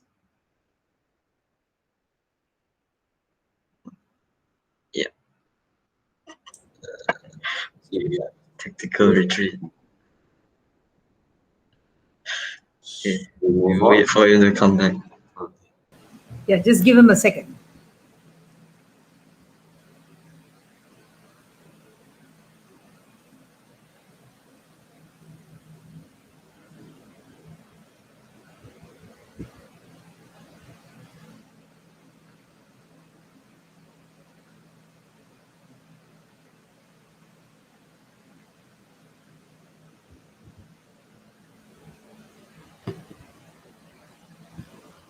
Sorry, I accidentally exited. Can you repeat your statement? All right. Let me try to. What was it? Oh yeah, you said. I was saying earlier that that. No, I think. I'm such a short-term memory. I forgot what I was saying already. Okay, Sorry. move on then. That's all right. All right. Sorry. Rest my case. Okay, can Perry continue? Okay, moving on. Whip of the government, you may begin your speech. Yes. Okay. Good morning, fellow debaters, honorable judges, and the accurate timekeeper. Today, I am the whip of the government, speaking in favor of why China should pay reparations. Now, as you may have heard from my fellow members, the Prime Minister, the Deputy Prime, and our member of the government, China needs to pay because of violations to certain articles, such as Article 6 and 7 of the WHO agreement and such, and Article 31 of the IHR. Secondly, we have also mentioned multiple times that China, being China, has a lot of power in their country and is able to censor certain things. And what did they choose to use the power on? Not prevention, no. They choose to keep their pride up and make sure that their country looks good instead of informing the public and letting them know. They wanted to keep their pride. They did not want to let the other countries know of what's going on. Now, our team also mentions that had we raised more awareness, things would have been a lot better, especially because there were 266 cases as of late 2019. And you know what? China just thought like, let's not do anything till January, yeah? All right, sounds cool. I mean, we have a lot of power. We can like literally shut anyone up, like that scientist that talked about it. But no, let's just shut up those who are talking about the virus instead of those who are spreading misinformation. Yeah, let's just make sure they don't speak. Anyways, let's talk about our fellow leader of oppositions here.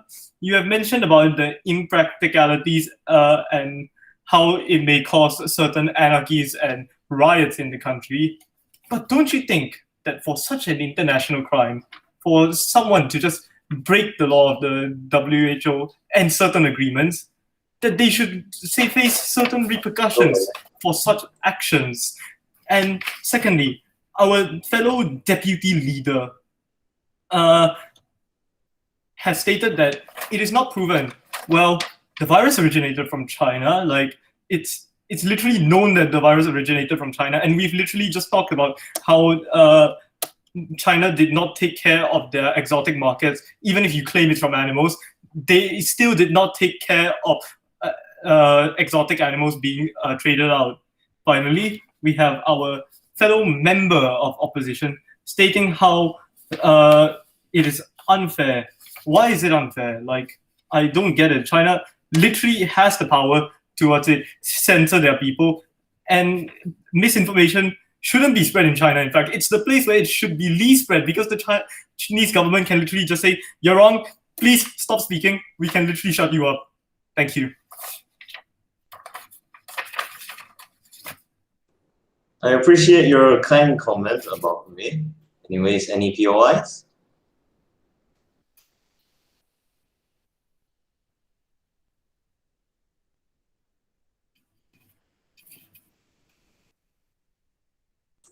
All right.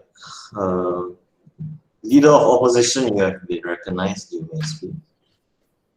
Okay, so the whip of the government has shot back at our point about the rise and public panic, which can result from publicizing the knowledge about the virus. Is this correct? Correct. Have you considered how hard it is in a population of billions of people to regulate what goes in and out? Perhaps the public panic before appropriate measures can be taken. It will cause a lot of people to possibly escape from the area, for example, Wuhan, from the airport before the airport has been closed down due to the public panic. Do you not think that the rush and the congregation of people can in fact increase the cases and actually make it even worse than what actually happened? Okay, I do not think the leader of opposition may have understood this point, but how much does the Chinese people know? Let's talk about prevention better than cure, because we all know prevention is better than cure, and China seems to have very, very good control over their 2.6 billion people and what they get to know. I literally don't think Chinese people in mainland China know a lot about the outside world, especially because of all the filtration that the government puts through their news. So it wouldn't be too much of a stretch to say that the government can just control what goes in about the virus and what goes out about the virus, right?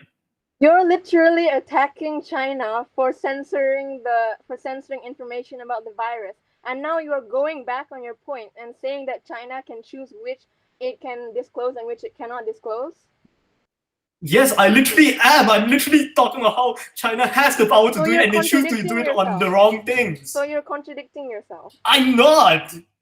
So you are saying that all the information about the virus, including the bad parts, should have been publicized so that people would be more aware of it. And now you're going back and saying that, oh no, they don't have to publicize the bad parts so that all this public riot doesn't happen. I'm saying that they should be publicizing the information. They just shouldn't be publicizing misinformation. Like, for example, if someone says, oh, the virus is going to kill you in 1 day of getting it. No, China should just say, shut the hell up. You do not get the right to speak. That is false information and you should stop.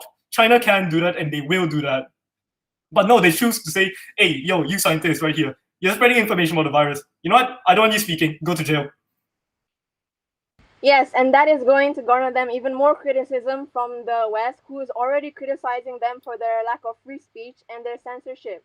Just as has been mentioned before, even when they were censoring people, people were saying and making the lockdown, people were saying that the communist government was being authoritarian, and this reaction was disproportionate to what is actually appropriate.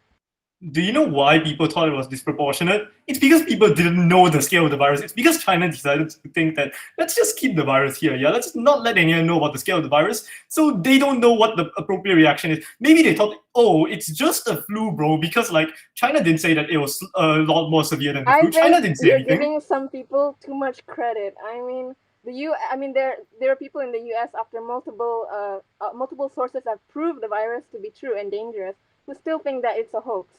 So no, I don't think that your point is valid. Look, the US is filled with dense people. We do not try to include the dense people. It's a minority. Okay, I see. I rest my case. Thank you. Thank you. Whip of opposition, you have been recognized. You may speak. Well, I would like to claim that by the way you're making it look is that the first variant of COVID-19 was no more dangerous than a nuclear bomb. You're completely over-exaggerating the first variant, and your facts are also wrong because by the end of December, you mentioned that there were 266 cases of COVID, but they were not, and by then the COVID wasn't even identified because there were only 44 cases of pneumonia from an unknown cause. How were they supposed to put different kind of regulations if they didn't know the severity of the virus? Look, it was literally 226 cases by the end of December 2019. Where are you getting your source from? My sources is from a WHO report, which is actually open right now. Interesting. Sorry, could you repeat your other POI that you brought, your other point that you brought up? I did not quite understand it. I just think that you're over-exaggerating the first variant, and then you're making it look that China knew it was incoming atom bomb, and they just hid them from the public. Well, it was not the case. They just didn't know what the virus could be like. You're just blaming them entirely for trying not over-exaggerating stuff, which is not true and it's not ethical to do. I mean, whether it is a nuclear bomb or not, which, by the way, it probably is at this point, but like, either way is right. Article 7 still applies. Unexpected or unusual public health problems that involve the public needs to be informed to the WHO. Well, how do you know they were like unknown? Because they actually literally published that it was pneumonia. First things, they identified it wrongly, which is probably not China's government's fault. That's how doctors intercepted it. And then it's from an unknown cause, and they had clearly informed WHO about it, and they had even said that it's from an unknown cause for which they had done investigation. And once it was identified, they even did a collaborative research report on the origins of COVID-19 for 28 days throughout January, which has strong evidence. I mean, if there was a sudden spike in this pneumonia cases, then it should be informed to the public as well. Like, it deals with health, so like it should be informed to like the World Health Organization. Excuse me, a population of 1.4 billion people, 44 pneumonia cases is not a sudden spike. I mean, it's a sudden spike in one region. I don't know about you, but a sudden spike in one region seems a bit suspicious to be like. I'm just saying, okay? I'm just saying, I'm not saying anything, but like I'm pointing out some things I noticed, okay? If you're not saying anything, then I can't say either. You just agreed to me. You just said you're not saying anything. Look, I'm just saying that, like, you see, there's a sudden spike in like a small area. Like, I don't know about you, but that seems kind of suspicious in my opinion. Okay, it's not like spread out all over like the world. It's like a small region. So like maybe China should have like looked into it. Maybe like China should have like took a second and be like, wait a minute, this shouldn't be happening. Why is it happening? Like, so you're saying that well, I just mentioned that they did investigate why was the unknown cause, and they even informed WHO. And you're just like literally saying that they didn't want anything to do with it. They didn't get suspicious. Okay, and if they took, and how long did it take for them to inform the WHO? Like What, the first case of COVID was found on November, and they were only informed of it at like around January. Like, what? No. First case came in around December 8th, which was a very mild flu, and later on was identified as pneumonia after follow-up visits. And then they informed WHO about this unusual things after they reported 44 cases on 30th December. Okay, which is ample time to decide if something is severe enough to panic about. Okay, so but we can't say it's late. Okay, but they still have to tell anything to the WHO, and even then, don't you find it that 44 cases in a small area is suspicious? Like, I don't know about you, but like, maybe if you like think for a bit and like, maybe you will identify that 44 cases in like a small area as really suspicious. It's not the whole of China, keep in mind. We're talking about like one isolated area in China. Yeah, we're not talking about we are talking about one place. But how are they supposed to know they all came from the same location? If you go to the doctor and then you tell them you have cold, before COVID, do they ask you like, what places did you visit last week? They don't, right? They just diagnose you of this and whatever you have in your lungs and stuff like that. How are they supposed to know it came from a specific congregation? But like, if there's 44 cases in one small isolated area, like, shouldn't they be able to like deduce something? Like, something should have been deducted out of it, and someone should have just thought, hey, 44 cases of a weird virus that we don't know about suddenly came about from nowhere. Let's investigate. But no, China just said, let's shut everyone up about the virus and let's keep our ego and pride and keep our country's image up. Now you're just literally saying that whatever I'm saying is wrong, because I just told you they did investigate and they found it suspicious. And by the way you were saying it, that Wuhan is just a small little settlement on the outskirts of China. Let me inform you that the specific place within Wuhan, which is Hubei, if I'm pronouncing it correct, has a surface area of 185.9 thousand kilometers square, which is not a small area. I mean, it's relatively small to the large scale of China. Well, you're unreasonable. I've already proved my point. Thank you. All right, down to our last member, and that is the whip of opposition. May you present your speech? Yes. So, good morning. Wait. A pleasant good morning to the judges, fellow debaters, and my audience. Today, I stand here to talk about China and why it shouldn't pay COVID-19 reparation. Well, first off, getting to the basic point, there's no way to prove that China definitely caused the virus outbreak and the life destruction for which it should pay reparations. Then, what is the reparations being asked for? In case the government doesn't have a basic grasp of biology and virus, it is something known as nature's product, which can be contagious depending on the virus. Whether China would have concealed the information for whatever length or not, the virus would have probably spread anyway, especially because it was holiday season. And on a past report reference, roughly 1.1 million travelers used the airport in Wuhan every week. In my opinion, all the individual governments and authorities were responsible for giving laws and rules to eliminate dangerous outcomes for responsibility of life damages and COVID cases. So they're responsible for their own deeds. Just because they failed to stop the virus simply does not mean that China went and gifted each person the virus. Then why should China be the one to take the entire blame and pay the reparations? I would like to ask the government on what basis and in what form do you want the reparations to be paid? Even if it's monetary, why? Secondly, if you feel that China delays in reporting authorities and officials, I would like to ask the government, did China have any fortune-telling ball at hand looking in which they would have known the importance and deadliness of the virus? Did they know at the specific moment that it would turn into a pandemic? Thirdly, the delay is completely justifiable by China because being an interdependent country who got a considerable amount of income from tourists, about more than 1.3 billion, from an estimate of 145 billion tourists in 2019. Any sensible country will definitely not want to damage its own economy without sensing the severity of a pointless virus, which was to them at that moment, not looking back right now. Especially not going panic, and they would especially not want to cause panics among the civilians. And thus all the blames about being late is completely justifiable. To add another point, there's a major obstacle in the way. As mentioned by our former speakers, another country simply cannot sue another country in its court This can occur only for specifically rare cases, mostly associated with commercial activity. And it simply cannot be done through UN because China is a permanent member who has full rights to use its veto powers. In conclusion, with all due respect, I would like to say that the claim of reparations from China is completely baseless, and resources, money, as well as manpower should be put to better use, such as prevention and cure, rather than playing the blame game and wasting time. Thank you.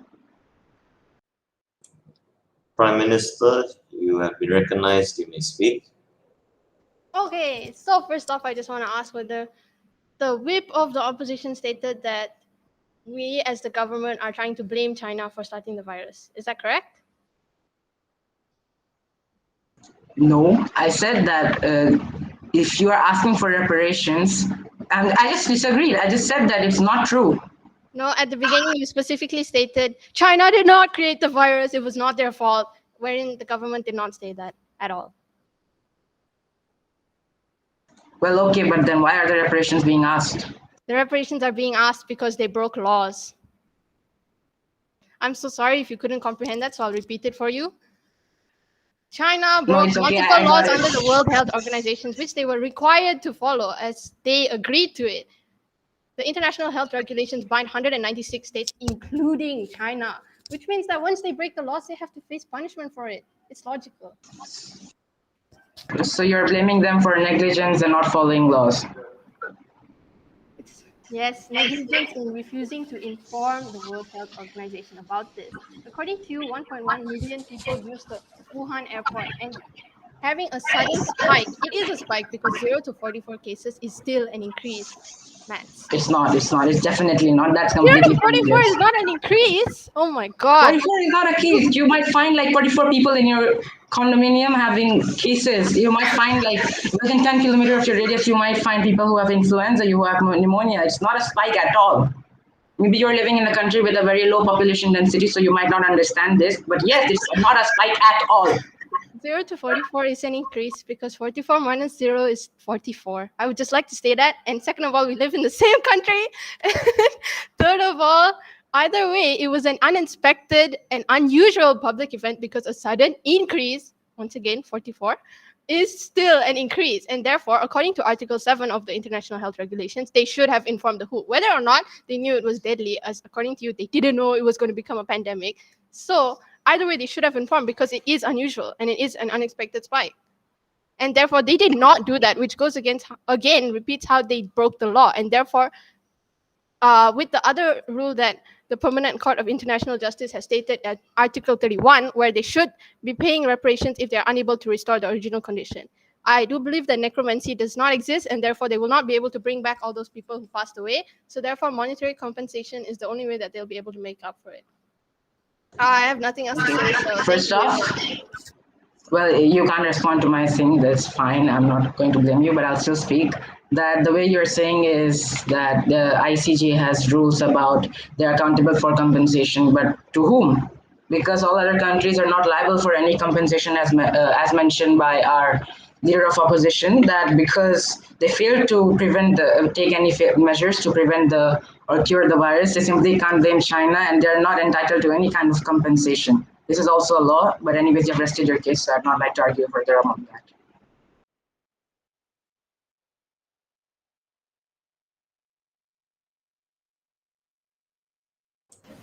Nothing to say, Prime Minister.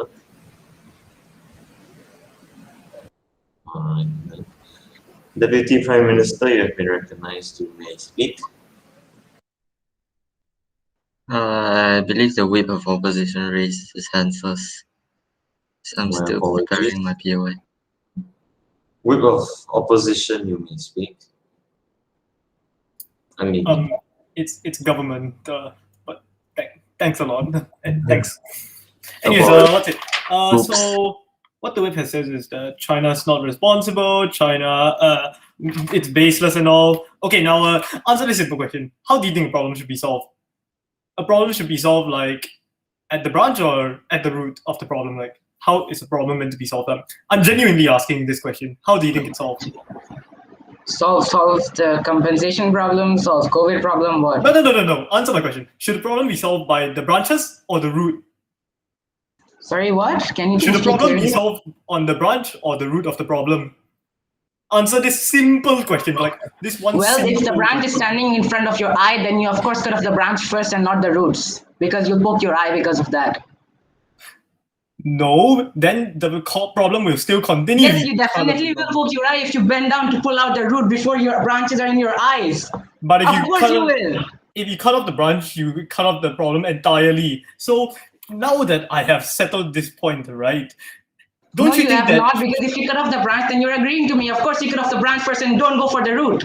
I'm saying you cut off the root because if you take care of the root of the problem, right, then the problem will not go further. But if you cut off the branch, it's still gonna continue. That's why you cut off the root first, so that it doesn't continue. So now that I have this settled, right, don't you think China is the root of this problem? Absolutely not. Why not? Don't you think China's the origin point of this virus? Okay. Where did the virus start? Wait. Let me paint you a picture here now that you have brought in the fact that China is the origin. Let's say that you're standing next to a bomb and there are like 5 friends of you playing there, and there's like 10 of them on the other side. Let's say somebody blasts the bomb and you're standing there. And because of the bomb, the splinter goes into the 10th people who are standing far away. Just because you're standing there, does that mean that you caused them to get hurt? No, but we already know who. Yeah, that's how the case of China is. They did not make the virus. If you're talking about causes, China has zero responsibility about the causes. Okay, but China could have done a lot of a better job to take care of the virus, like, I don't know, maybe the laws of the WHO, maybe some articles that they needed to follow, like informing the WHO about unusual occurrences. Okay, now let's say you have some exams, and then let's talk about analogies. I love analogies. So let's say if you have exams and you failed to pass, and you tried your best, does the entire world blame you for failing and saying that you could have done that, you could have done this, instead of asking you to study now? No, but hear me out. Like, don't you think like China should? No, I don't think. No. Okay, I'm done. Okay, thank you. Thank you. Any more POIs? Oh wait, yeah, me. All right, Deputy Prime Minister, you have been recognized. You may speak. All right. Earlier in the Whip of Opposition speech, he mentioned that China should not pay reparations, right? Well, that's the motion. That's what we are all talking about in the entire debate. Can you repeat that part about why?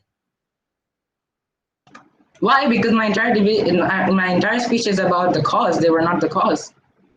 You should have gotten that. Yes, they are okay, let's word it a different way.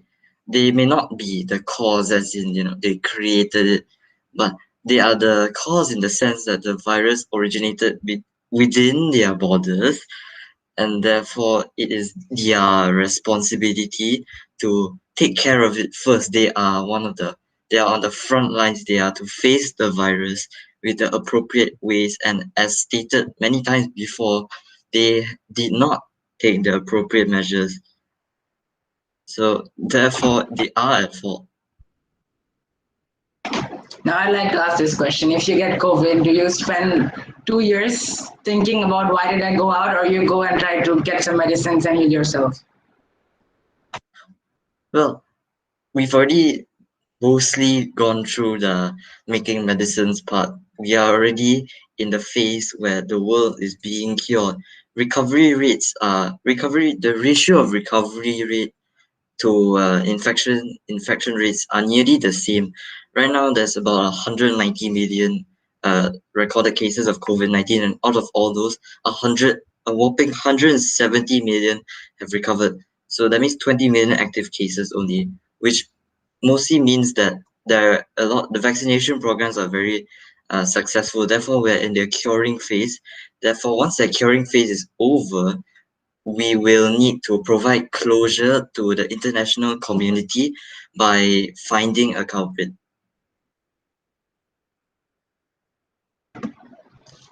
Now, the way you're saying it, like next year, January 1, COVID will finish. How do you know it's going to finish? How do you know it's bettering? There might be another wave, there might be another variant. COVID might last for eternity. Yeah, we don't know, but it's a very good chance. The vaccines are quite effective. There's a very low error rate, and there's so many of them. So there's a very high chance COVID might not end, and there's no reason for it to suddenly mutate, because like many scientists predict that it's not gonna mutate or form different variants anytime soon or become suddenly some sort of killer virus that has a 90% death rate. It's not going to do that. So I think it is rather safe to say that it's very probable that the terror of COVID-19 is coming to an end in probably the next year, within the next year. I'm sorry, but like there were 13K cases yesterday, there were 13K cases in the past week. And then how do you know it's not going to mutate? Are you some like astrologer or something? I would like to know that. Because you're literally just saying that it won't mutate anymore. And I'm pretty sure that you're aware of facts that fully vaccinated people also suffered from death. And then we're going off topic, we are deciding about why would we think of China paying reparations, which is not we're here to talk about. Okay. Yeah, all right, I rest my case. Thank you. Member of government, you have been recognized. You may speak. Okay, let me finish speaking, okay? First of all, I'd like to start off by saying that nobody said that nobody said that China was the cause of the pandemic. We're just saying that they should be they should pay for disobeying the laws, that the international laws that they broke. So, okay, since you love analogies so much, let me give you one. Let's say you are a witness to a murder. You're a witness to a murder right outside your house. So, and all your other neighbors have seen the murder as well. Do you go around and silence all of them and tell them not to go to the police? Of course you don't, right? Yes, I'm waiting for you to speak. Yes, thank you. I'm afraid your analogy goes above my head. Who is who in this analogy? Because China isn't a murderer, and neither there are any. Okay, you seem to not understand. China is not the murderer. Okay, maybe you can't relate two things together. So I'm saying the murderer is COVID, and China is the person that witnessed it. So then they tell all their other neighbors. I mean, the neighbors are the people of China. They tell everyone not to talk about it.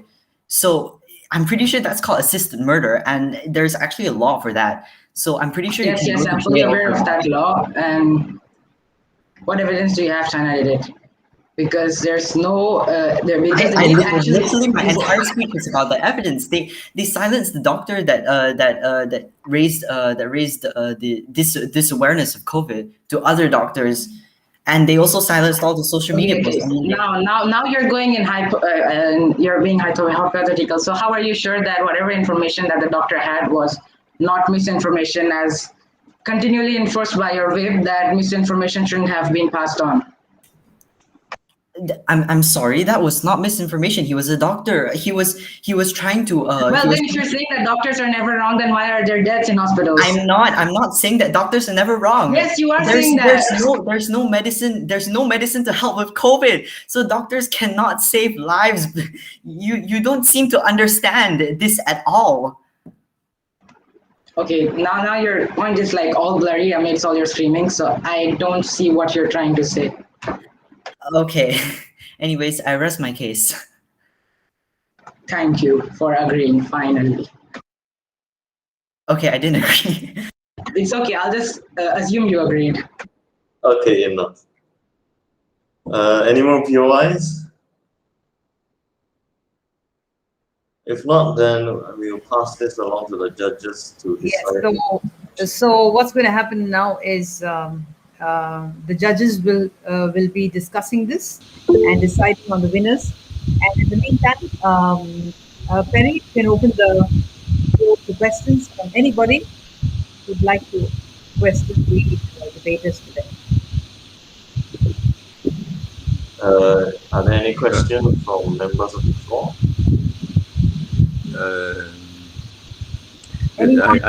I don't think the members of the floor is able to pose any question, I think. Oh, It's because this is like a live stream. They're able to listen. So I Right. don't think because otherwise then everybody will be here. There'll be how many people Yes. there? There are like 31 people. Then it will jam up everything. So it's probably it's only going to be here. Okay. So we're going to give the judges a short time to be able to discuss this. In the meantime, then- please do what you have to do. Yeah. Okay, Yes? then everybody wait here for a while, is it? They're waiting here. Yeah, they'll be waiting here. No, Miss 𝗀𝗵𝗶, can I say something? Just say something before we pass the judgment. Yes, Okay. sure. Okay. This was a very entertaining debate. All of you really spoke well. You knew the subject. And what I appreciated was you all had done good research. You could come up with a lot of facts and figures. That is what a debate should be. You're trying to convince the opposition, right, of what you all have done. And I want to comment on Hong-Yi because he brought some humor into the debate. All of you are so serious as though you all were scared of the COVID, but he brought in humor, and that was very good.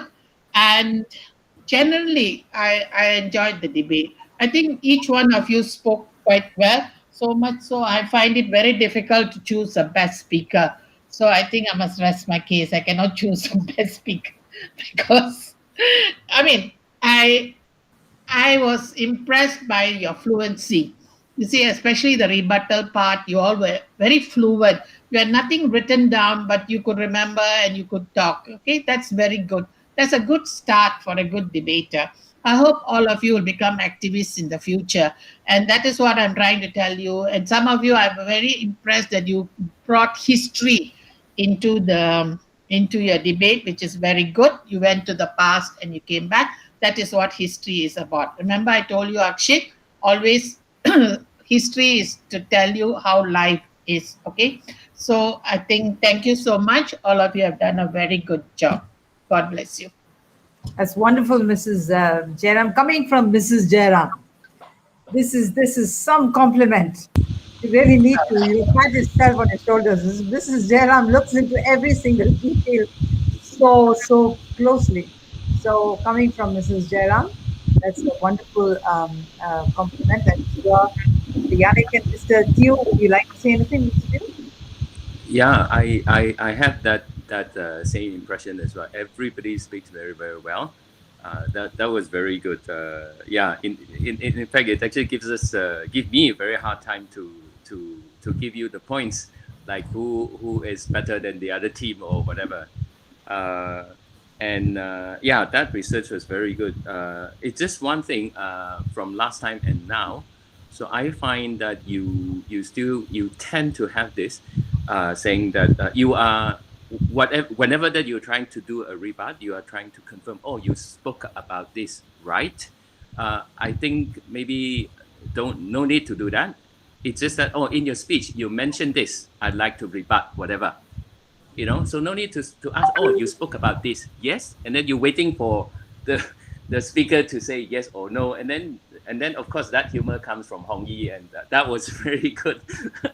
but most of the time you're just waiting. Oh, you spoke about this, you said this.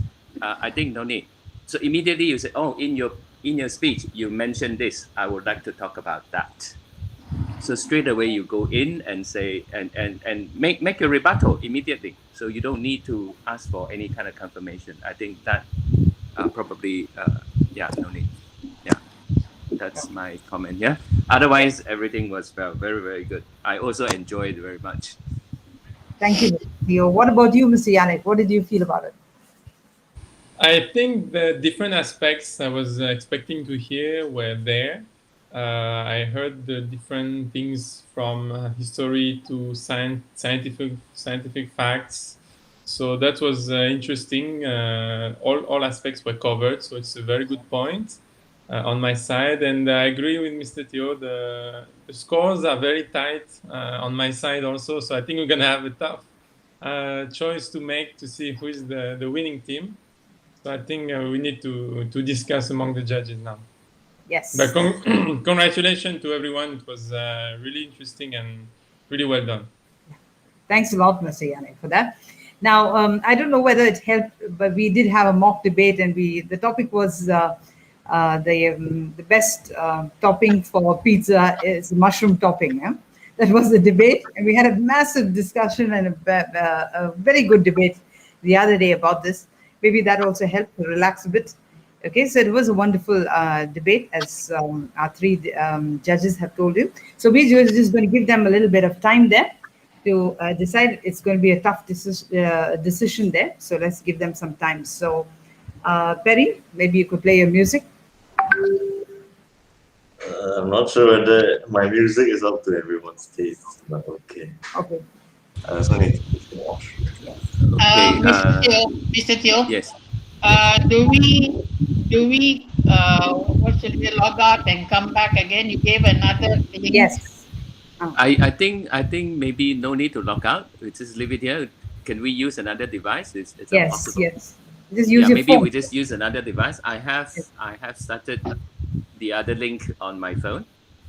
So do I use my phone also? Yes. Yeah. I think that's better because we don't really need to see all this. So we'll just leave this link here. No need to leave this link. Then Perry can play music and whatever. I'm sorry, I'm so ignorant. You are giving me one as to join by phone. Do I use that link? No. It's that in between there is the voto VOTO thing. The last one that I sent. Yes. Oh, the last Yannick one. Yes. Okay.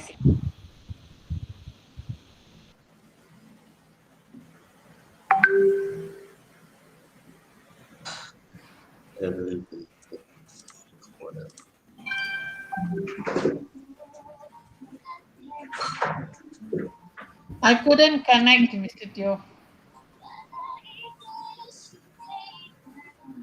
I couldn't. It says that couldn't connect me to the video. Let me try again. Yeah, just use your phone. Maybe you want to key in that code. Let me try. See, it says couldn't connect you to the video call. You use Google Meet, and then I am using Google Meet. I'm using my my ID, my Tamarata ID. Join meeting. Yeah. Let me try the second one. You said join by phone. No. It's not joined by phone. Is it the one voto -EJK pin all that? Correct. Yes. 7178670825882. Yes. Join that one. Yeah. I can't.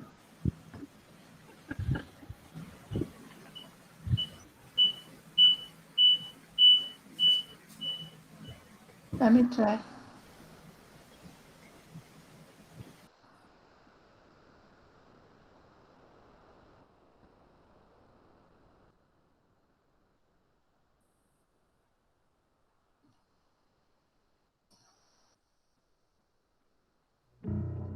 Oh.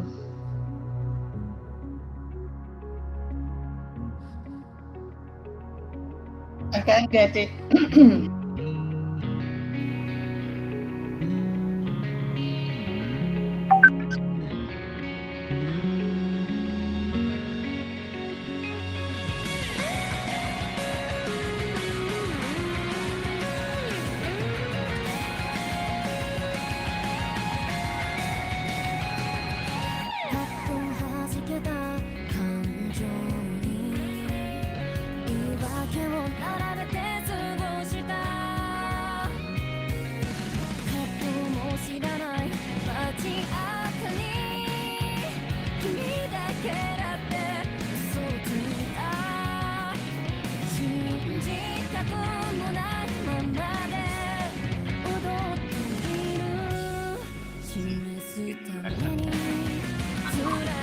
Okay, all right. I can see you now. Wait, let me mute this music first.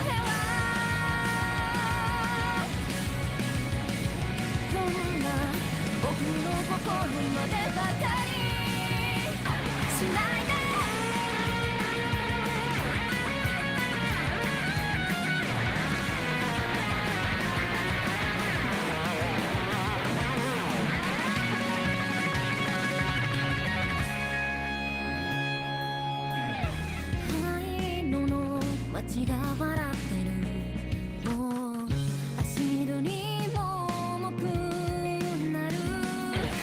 声を交わして叫んで赤い手裸足で走り続けて、変わらないように諦めないように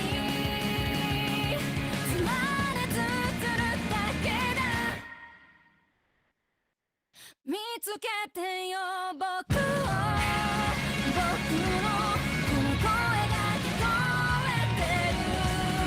天才だったシルエットするの透明できっと無かとだけれど、でもせめて声を枯らそう。厳しにすがってもずっと勝利を目指すとみたいだ。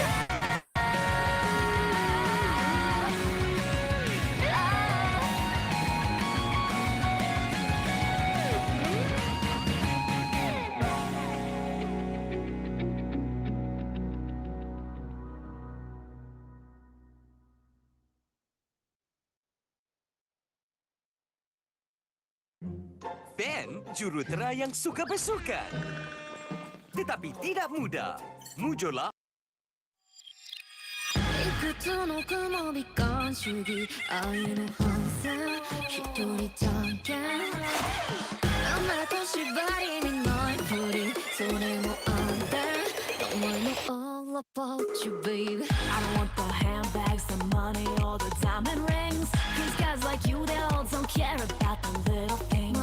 Anyway, 吹っ切れたわけで、棒に当たって二手金がる。I'm moving on and I'm never ever turning back around, around, around again now. I'll go higher and I'll go higher, and you couldn't take me down if you tried. But I might hit the eyes, 取り返してたいな。Now I can finally open my eyes. On the lights もったい君への返品さえ。Get out of my life, boy, you'll get shot, get shot, get shot. 待ちっぱなしの恋なんだ。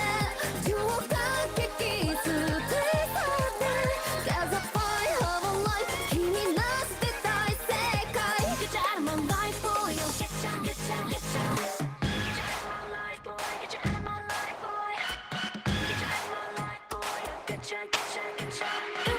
Deleted your number. All of my friends used to warn me about ya. Baby, I thought that I couldn't without ya. I got myself, now I don't need no other.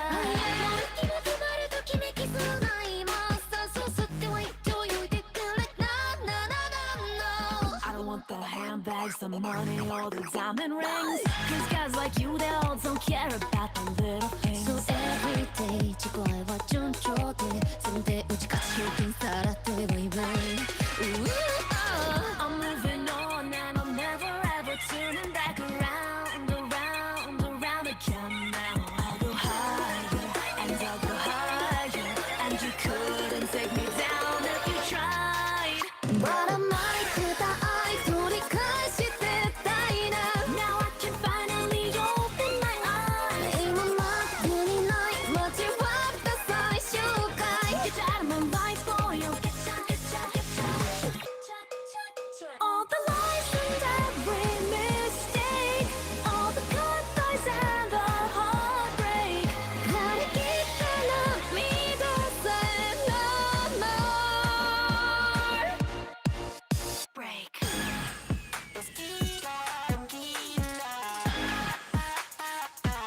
You ready? Let's go. 関わってた競い合い暴落したキャッチフォールに円滑な生活レイ戻されてけ座れ out of way 盲目な愛が溶けてくアイスはもろくだけ泡が抜けてそれガラッとのピッチャーのピッチャーピッチャーピッチャー泣いてた愛取り返してたいだ Now I can finally open my eyes On the lights もう一回君への返品さえ Get out of my life, boy, you'll get shot, get shot, get shot 待ちっぱなしの恋なんで超過激ステーターで今ま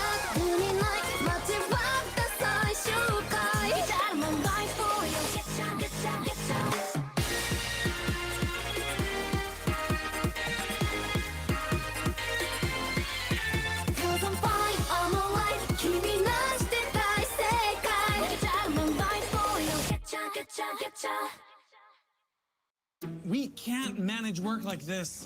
That's why I use Monday.com. My team uses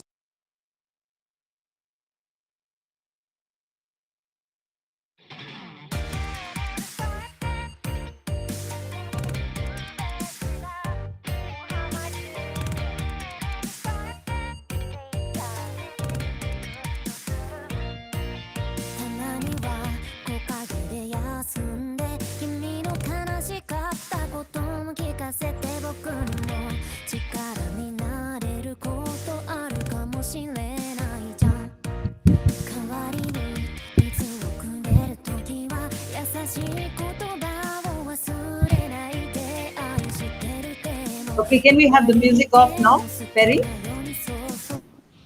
Yes, thanks for that, Perry. Okay. We need your cameras on before the announcement is made. Can you all get your cameras on, please?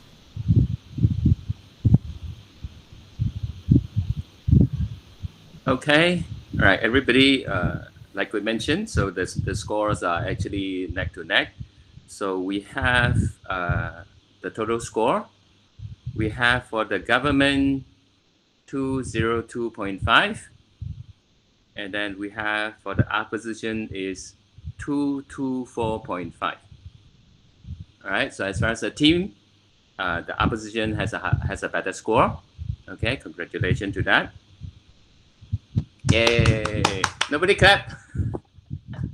Do a drum roll. Okay. So the best speaker, we have the best speaker to be Maya. She's spoken very well. Can I see you clap, please? Come on. Sam, we have to see you clap, not hear you clap. Okay. And then the most passionate, we have Akshit. Okay. So that was very good. So he keeps on fighting again and again and again and come back, refuse to come down. Okay, that was very good. And then the best rebuttal, we have RT. Okay. All right, very good. Okay, congratulations to everybody. All right. Okay. Yes. Okay, so thanks a lot, Mr. Theo. Okay. Thanks, Mr. Yannick, and thanks, Mrs. Jairam. Thank you so much for being here today, taking time off your schedule to be here. If there's anything else that you'd like to add, anything more? Yeah. No. Anything? Okay. Mrs. Jairam, you're muted, I think.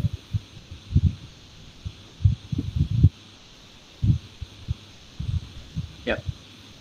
I'm okay. Yeah. Okay. Right.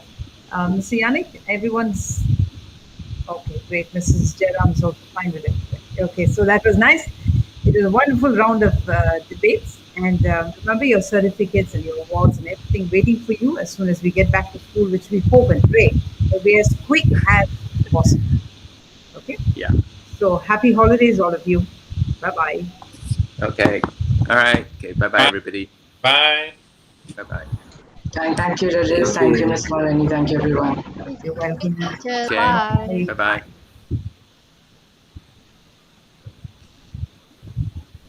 Goodbye, Mr. Theo. Okay. Bye-bye, Ms. Kai.